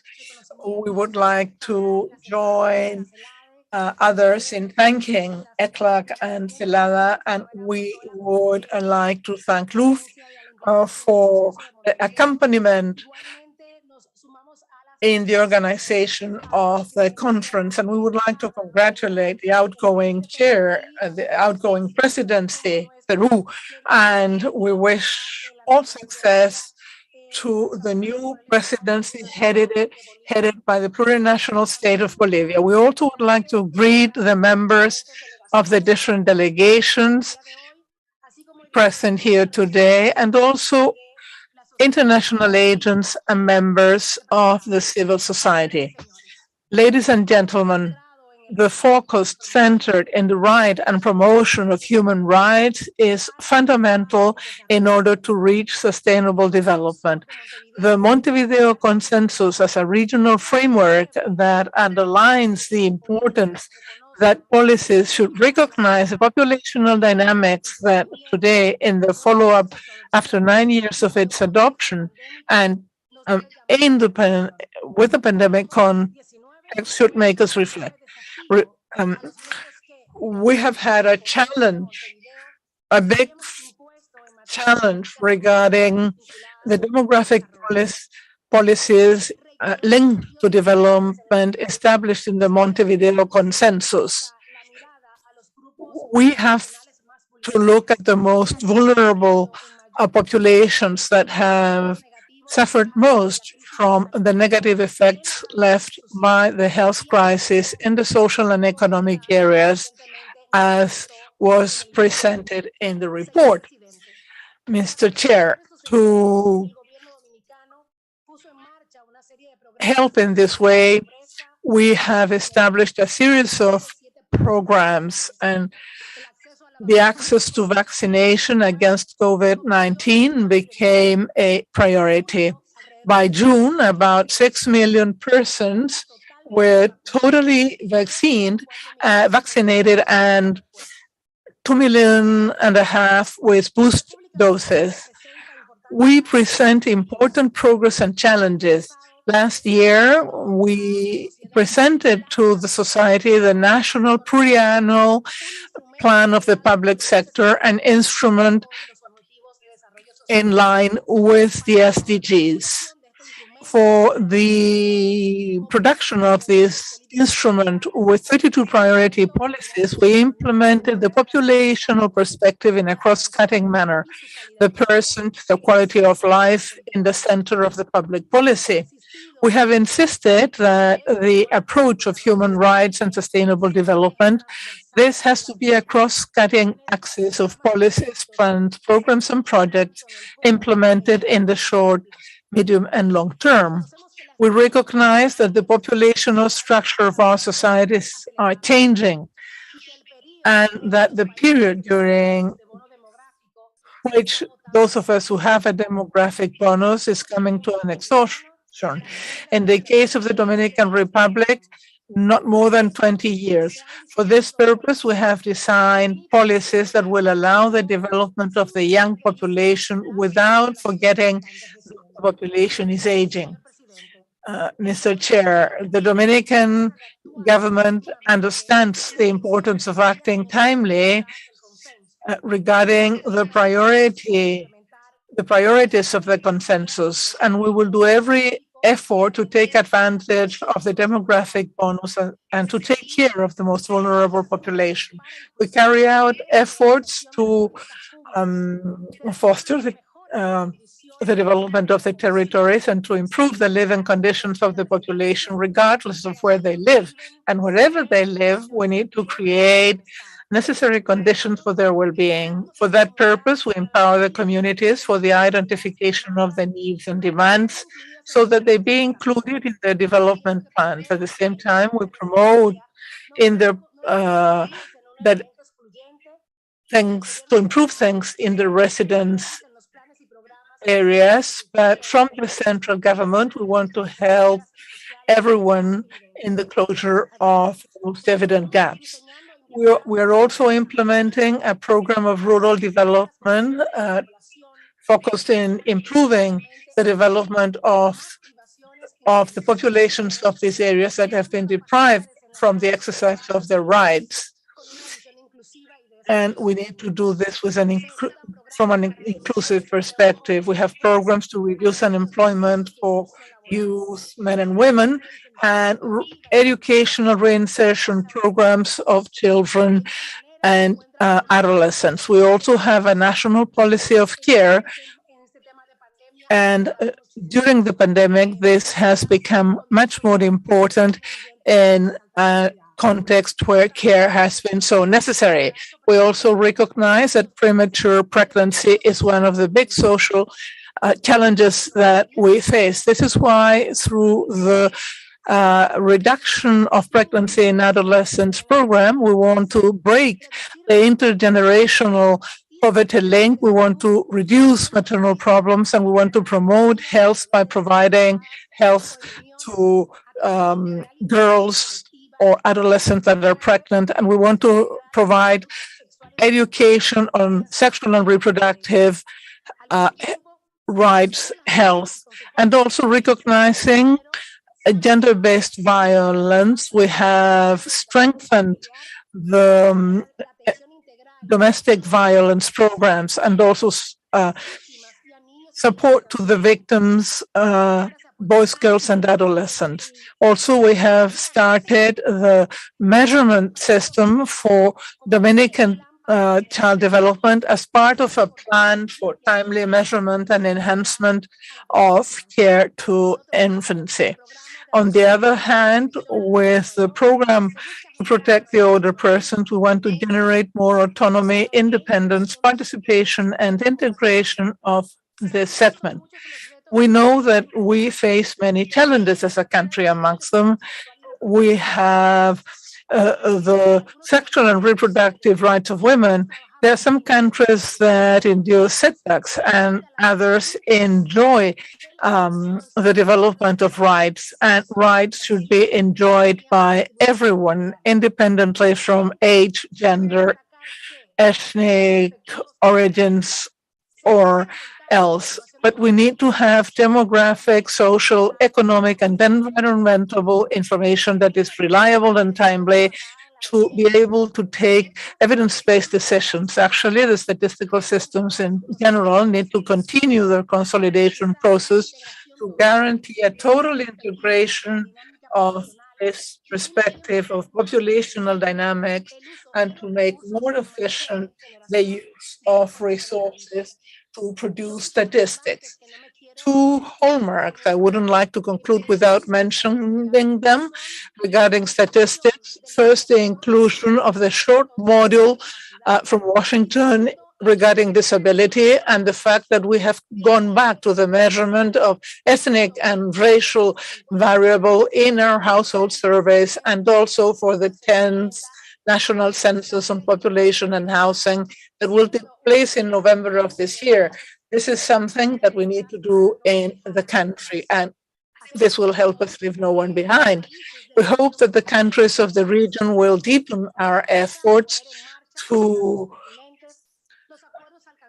enhance the agreements reached in the framework of the consensus and its priority measures. And we want to strengthen the institutional mechanisms through which we implement the 2030 agenda. Thank you very much.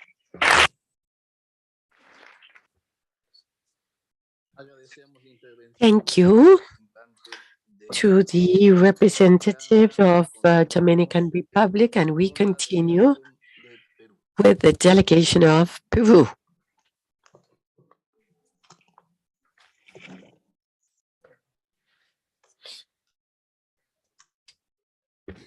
Distinguished delegates from member states, associate states who are with us. And I imagine we are a bit tired and we cannot get up, breathe, and sit again in order to continue. But immediately, I would like to express a few comments.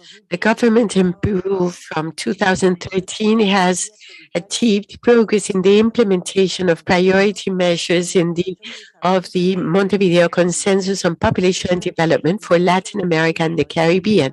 In spite of the impact of the pandemic, it exacerbated inequalities, deepened vulnerabilities in the great number of Peruvians, and that has hampered the implementation of priority measures of this regional commitment. For that reason, the government has set as a central access reduction of poverty, reduction of conditions for gender equality, the strengthening of the social protection system in order to recover rights and improve the living conditions of our population, and the building of a comprehensive care system with efforts that we will conduct that the Ministry of Women Affairs has been working on.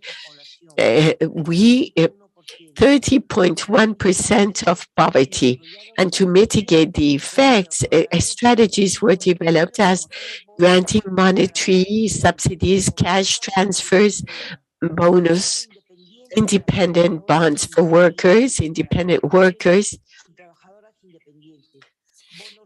rural bonds or bonus for rural households, subsidies for companies generating employment, the universal bonus, and pension for orphancy that I already mentioned. In the same way, measures were adopted to reactivate family agriculture designed for small farmers in order to reduce the impact of COVID-19 through loans and guaranteeing thus the agricultural campaign of 2020-2021 and continuing with the provision of food nationally. In 2021, reducing poverty to 25.9%. 60 plus essential services was implemented for the elderly who are at risk and vulnerability in order to promote and guarantee the rights, safeguarding physical, mental, emotional health, as well as strengthening autonomy and independence to improve quality of life, because the confinement and the health effects, not only risk situations were increased, but also death, mortality. The gender violence problem has been addressed, recognizing as essential services the temporary shelters, urgent service, and moving service. Also, woman alert, so as to mitigate and reduce violence against women and family members within the pandemic COVID-19. A restructuring of the Aurora program has been worked on, articulating several services, the ones I've mentioned, plus others, emergency call service for women in case of violence against women and family members, and rural strategy present in 52 districts of the country, providing intercultural service, and it reaches out to Andean and Amazonic populations to stop the problems or to see to the problem of missing women. The state has focused on the missing of as a way of violence against families. And I would like to share the progress made for the implementation of the national care system with a gender focus in the framework of the gender equality national policy. We have a conceptual framework of care, as well as a recognition of right to care and the creation of a national system. Likewise, we have created working groups to reassess care services that we have already, like integral development centers of families, CEDIs, and thus build our pilot projects in the territory that will set the foundations for the national care system. In sexual and reproductive rights, and with a gender perspective and respect for diversity, contraceptive methods have been prioritized for adolescents, and prevention of adolescent framework that continues to be a challenge, and that is according to the legal present framework. During the pandemic, education-specific strategies like learning at home and learning at school, learning in community, so as to reach out to all the instances and children and adolescents. Also, School Alert program with teaching programs, and the idea was to address this great problem of education. The education is a priority that our students of primary education within emergency caused by the pandemic. Starting in 2021, we have implemented national policies. In 2030, the access is the addressing of the public-private program in the limitations of girls and adolescents, elderly and disabilities, disabled persons, insofar as their rights affected by the pandemic.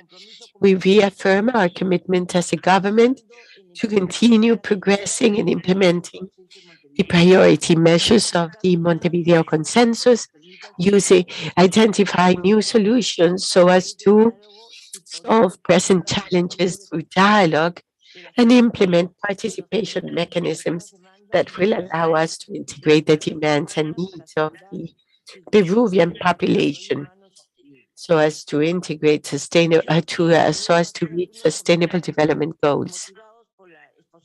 Here, I would like to make a few comments to the document. 4 points. COVID-19 pandemic evidenced the collapse of our health system with the largest number of deaths in the country or in the region. The level of overcrowding also, but then the collapse of all health systems with little investment, public health with little investment in recent years. Another point that I think it's important, the case of Peru is the emergence of 100 of common plans promoted by women in order to face the health and food crisis that went in parallel. And I would add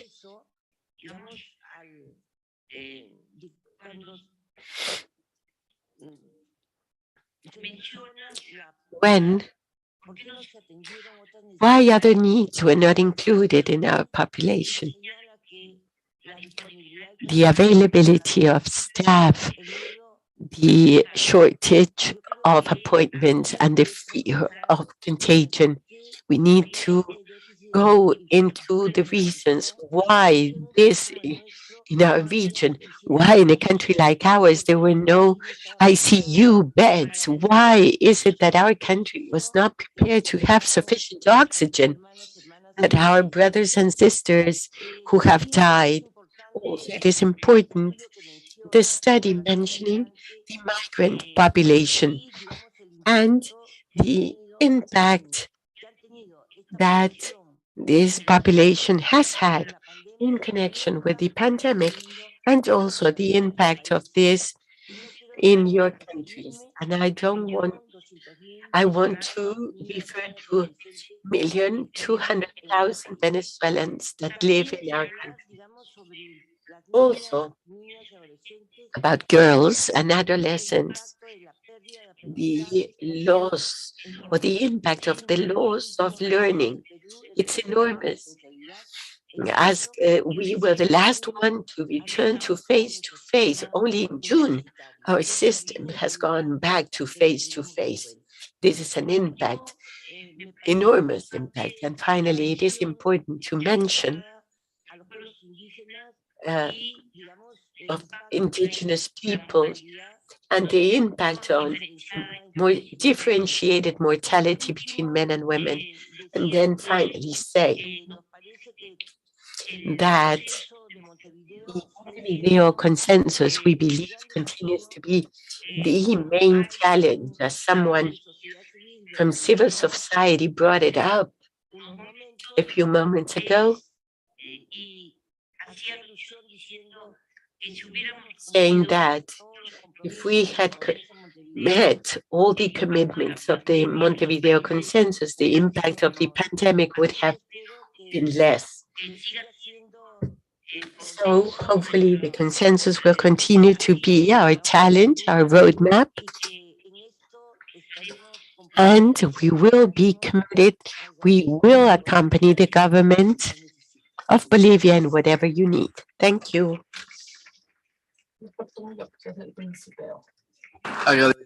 We thank the intervention from representative of Peru, and we continue with the delegation of Mexico.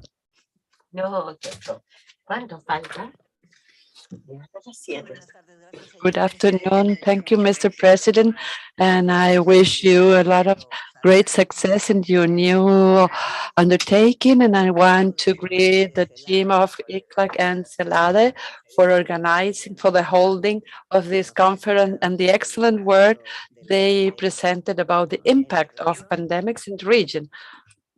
And to greeting my salutation to Mr. Harold Robinson and the representative of the UNFPA and all representatives, delegates of countries of my region.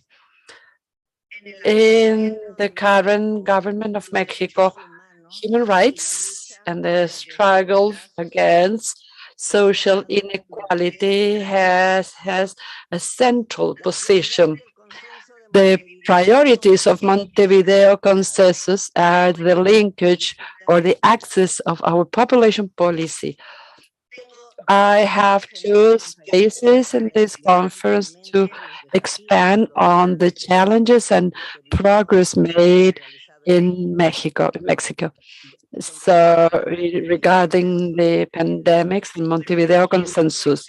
But I want to take this opportunity and the space given to make a call to all countries of the region here present, so that when we celebrate the 10th anniversary of the Montevideo Consensus, be a consensus that forces us to make an extraordinary effort and make territorial and make real everywhere in every municipality, quarters, and in all corners of our countries, the priorities of the Montevideo Consensus.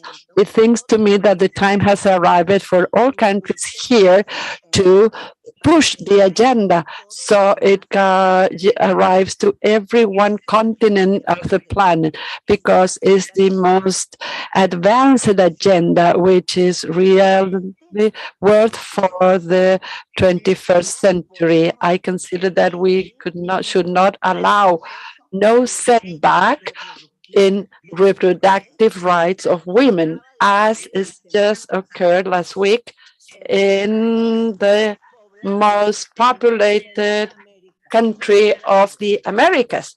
Thank you.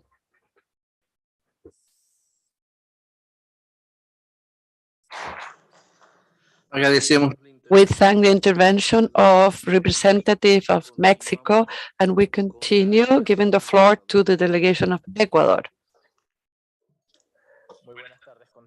Good afternoon. A warm welcome to all the CLAC authorities and those from the UNFPA, the representative of the other countries and representative of civil society. Please receive the salutation from the government of Ecuador, the Republic, those of the Secretariat of Planning. It is an honor for me to participate in this fourth regional conference on population and development. The National Plan of Development is the guideline for policies that provides guidelines for all programs and projects under the principle of freedom, democracy, state of rights, solidarity, sustainability, and prosperity. The plan looks to solve the main problems suffered by the citizens in accordance with the Agenda 2030 and Montevideo Consensus. The National Development Plan has 123 goals. 40 of the 98 goals of the Montevideo Consensus are in line with this plan. The alignment of our development plan with the regional and global instrument refers to the commitment of Ecuador to relate our national policy in line with regional and global commitment. The common enemy of COVID-19 has generated unmeasurable consequences and impact in our societies. In accordance with the socioeconomic evaluation developed by the government of Ecuador with the support of United Nations, the country went through a strong economic contraction with a drop in GDP of 7.8 point with total losses of 16 billion US dollars. At the end of 2021, every three Ecuadorian had an adequate job, affecting in disproportionality to women that registered 6.8 unemployment, a youth that recorded 10.1% unemployment rate. This figured with the increase of 8 points in poverty and increasing inequality creates a scenario when it is urgent to provide service to more vulnerable segment to avoid that their income will reduce even more and they fall in the categories of poverty or extreme poverty.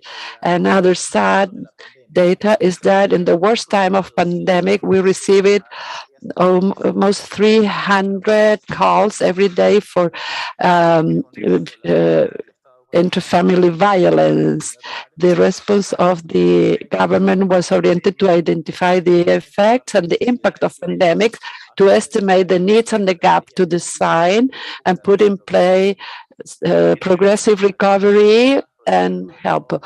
Among other, the mitigation measures were first, direct help to the more in need through national protection cash transfer. Phase 1 benefited over 400,000 families and more than 542,000 families. In the second phase, and in the third phase, more than 230,000 families. We implemented the educational plan 2019 that has pedagogic activities for the two great regions in Ecuador, from all grades up to high school. Teachers accompaniment and to create learning cards for teaching during the pandemics. In addition, the Ministry of Economic and Social Inclusion started managing the pregnancy prevention program for girls and adolescents. The Ministry of Health also put in place 9 significant actions to mitigate the effect of pandemic in health, mental health of elderly people, benefiting more than 120,000 people. As to gender-based violence, through the Human Rights Secretary, the government approved the National Plan for the Eradication of Violence against Girls and Youth, which is an intersectorial strategic medium and long-term public policy. Human Rights Secretariat through 45 services for comprehensive protection in 40 territorial units provide service to victims of gender-based violence, trafficking, and other groups of priority services, with a stress in prevention and eradication of violence against women, children, and adolescents. Among main actions, the more important was the 929 million of people vaccinated in 100 days. This action that has allowed to vaccinate 78% of people with the full series. This result impacted positively in the recovery of the national health system that allowed that we are relatively calm regarding COVID-19 healthcare, with recovery of different sectors. Since the beginning of the pandemic in Ecuador, actions articulated with different international agencies responded immediately. The UNFPA responded immediately.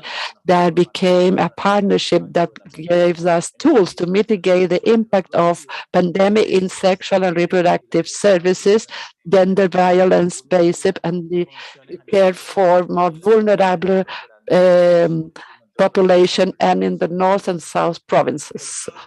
The current status of Ecuador proposes challenges in the short and medium term that are conditioned to political and economic social aspects.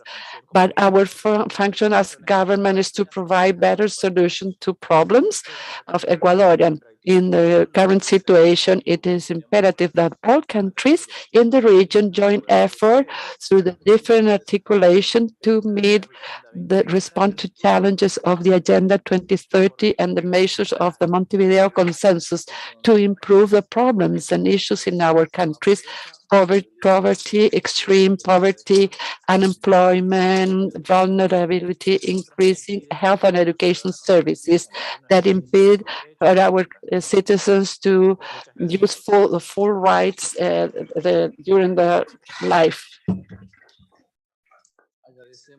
We thank the intervention from the representative of Ecuador, and we continue with the delegation of Nicaragua.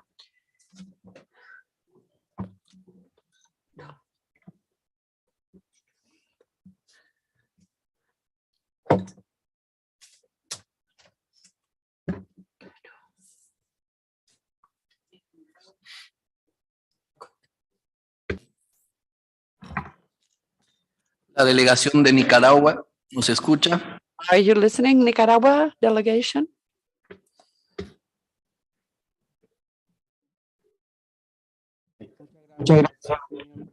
Thank you, Mr. President. Good afternoon and good wish to all of you.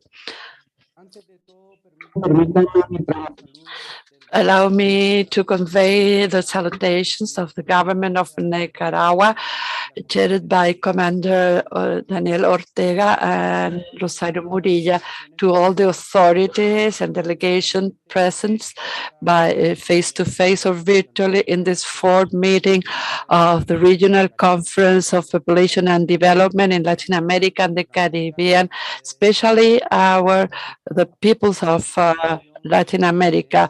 We applaud the election of the chair to the plurinational state of Bolivia.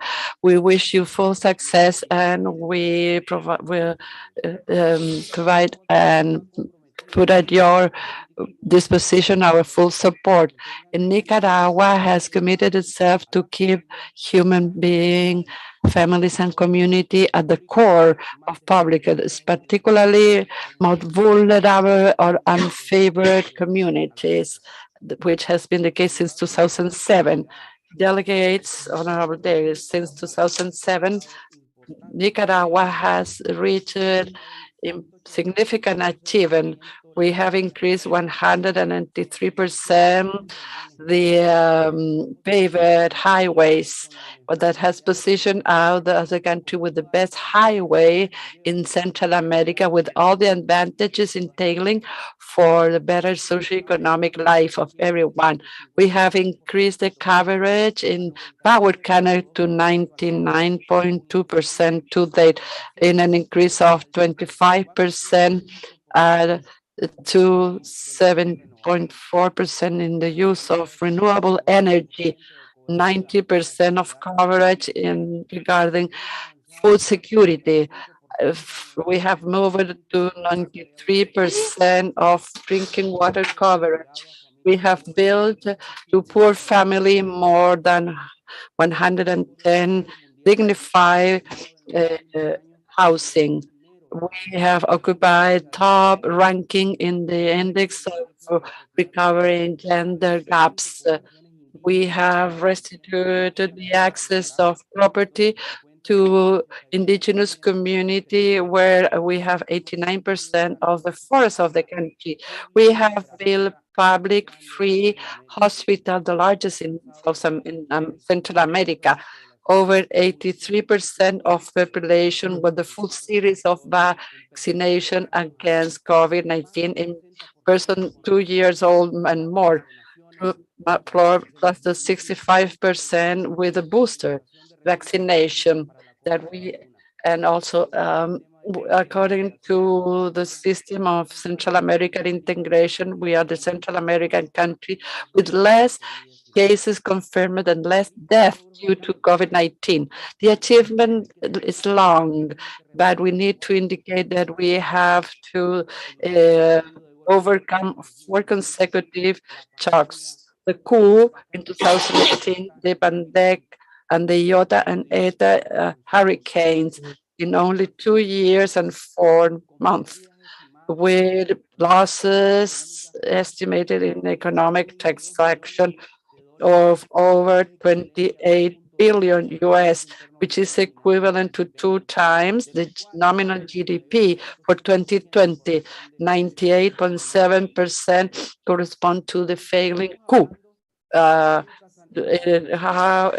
Coming to our country is coming Bonnie hurricane that may affect the complete national territory, because Nicaragua is one of the countries most vulnerable to climate change. According to ECLAC study, the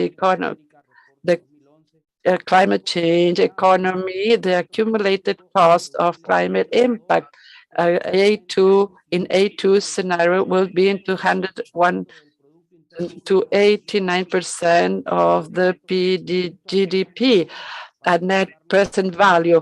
This is a gap to deal with. We need annual $2 billion to deal with our climate vulnerability.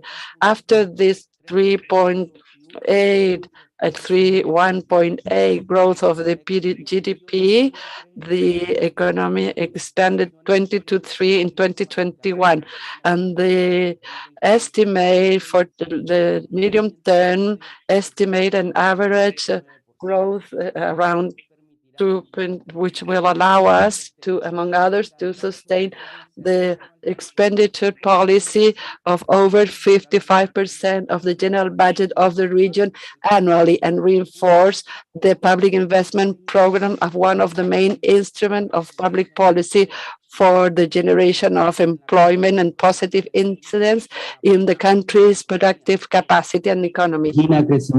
This creates growth in the short and in the long term. In this context, Nicaragua, from its Christian solidarity model, will continue to follow this growth path with equity, with equal opportunities, and leaving no one behind.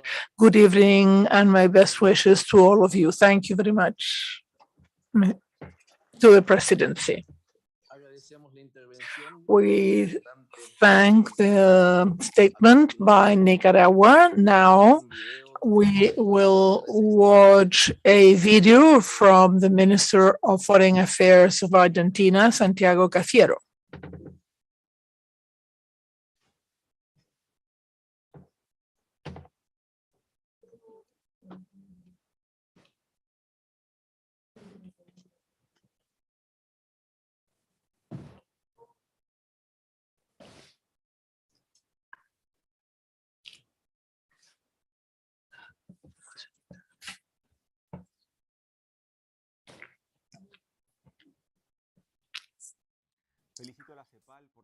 I congratulate ECLAC for the organization of this 4th Conference on Population and Development of Latin America and Caribbean. And I would like to thank Peru for its presidency. Together, we are far from what we imagined in the last conference. The crisis of COVID-19 exacerbated many of the challenges and created new vulnerabilities. Created a lot of inequality in the region. Inequalities appear in different ways. Revenue gap is one of the main ones. Gender, ethnicity also appear as something that determines different access to health, employment, justice, etc. These are disparities that start very soon in the lives of people, and then they grow during childhood and adolescence. Boys and girls from different origins might have very different opportunities to grow and develop their potentials. These inequities engage the social harm the social contract in our countries, and more polarized, fragmented societies appear. We can not overlook this, especially when our region continues to be one of the most unequal regions of the world. in order to do something about these problems, we have different roadmaps. We did this in Cairo with the program of action of the International Conference on Population and Development. And of course, in 2013, when we approved the Montevideo Consensus, the intergovernmental agreement, the most important one in the region regarding population and development. The balance regarding the implementation of the consensus as of today show us that we need to strengthen the policies addressed to the more vulnerable groups. In Argentina, we've been working in a consequent way. We've tried to develop development based on rights as established by the 2030 agenda. We have policies regarding food. We have a program which is called Alimentar, and through that we reach 4 million boys and girls from 0 to 14 years old during 2021. And we gave, through our Progresar program, we gave over many scholarships. And we have so many women that endure violence. We created the program Acompañar, and 130,000 women have already received that support and care. We still have a long way to go. We will do it with the conviction that only the enhancement of the rights will allow us to increase our progress and prevent setbacks in our development process. To conclude, I would like to state that I will be working at ECLAC in the pro tempore presidency for 2 years, and I hope we will be able to reach the necessary consensus to place again that Europe of a more equal Caribbean and Latin America and transform it into a reality. Well, having concluded the interventions of the countries, we conclude this part of the agenda. We thank the delegations for the participation today. We will meet tomorrow, at 10 o'clock Chile time, and in this way we conclude this first day of our conference.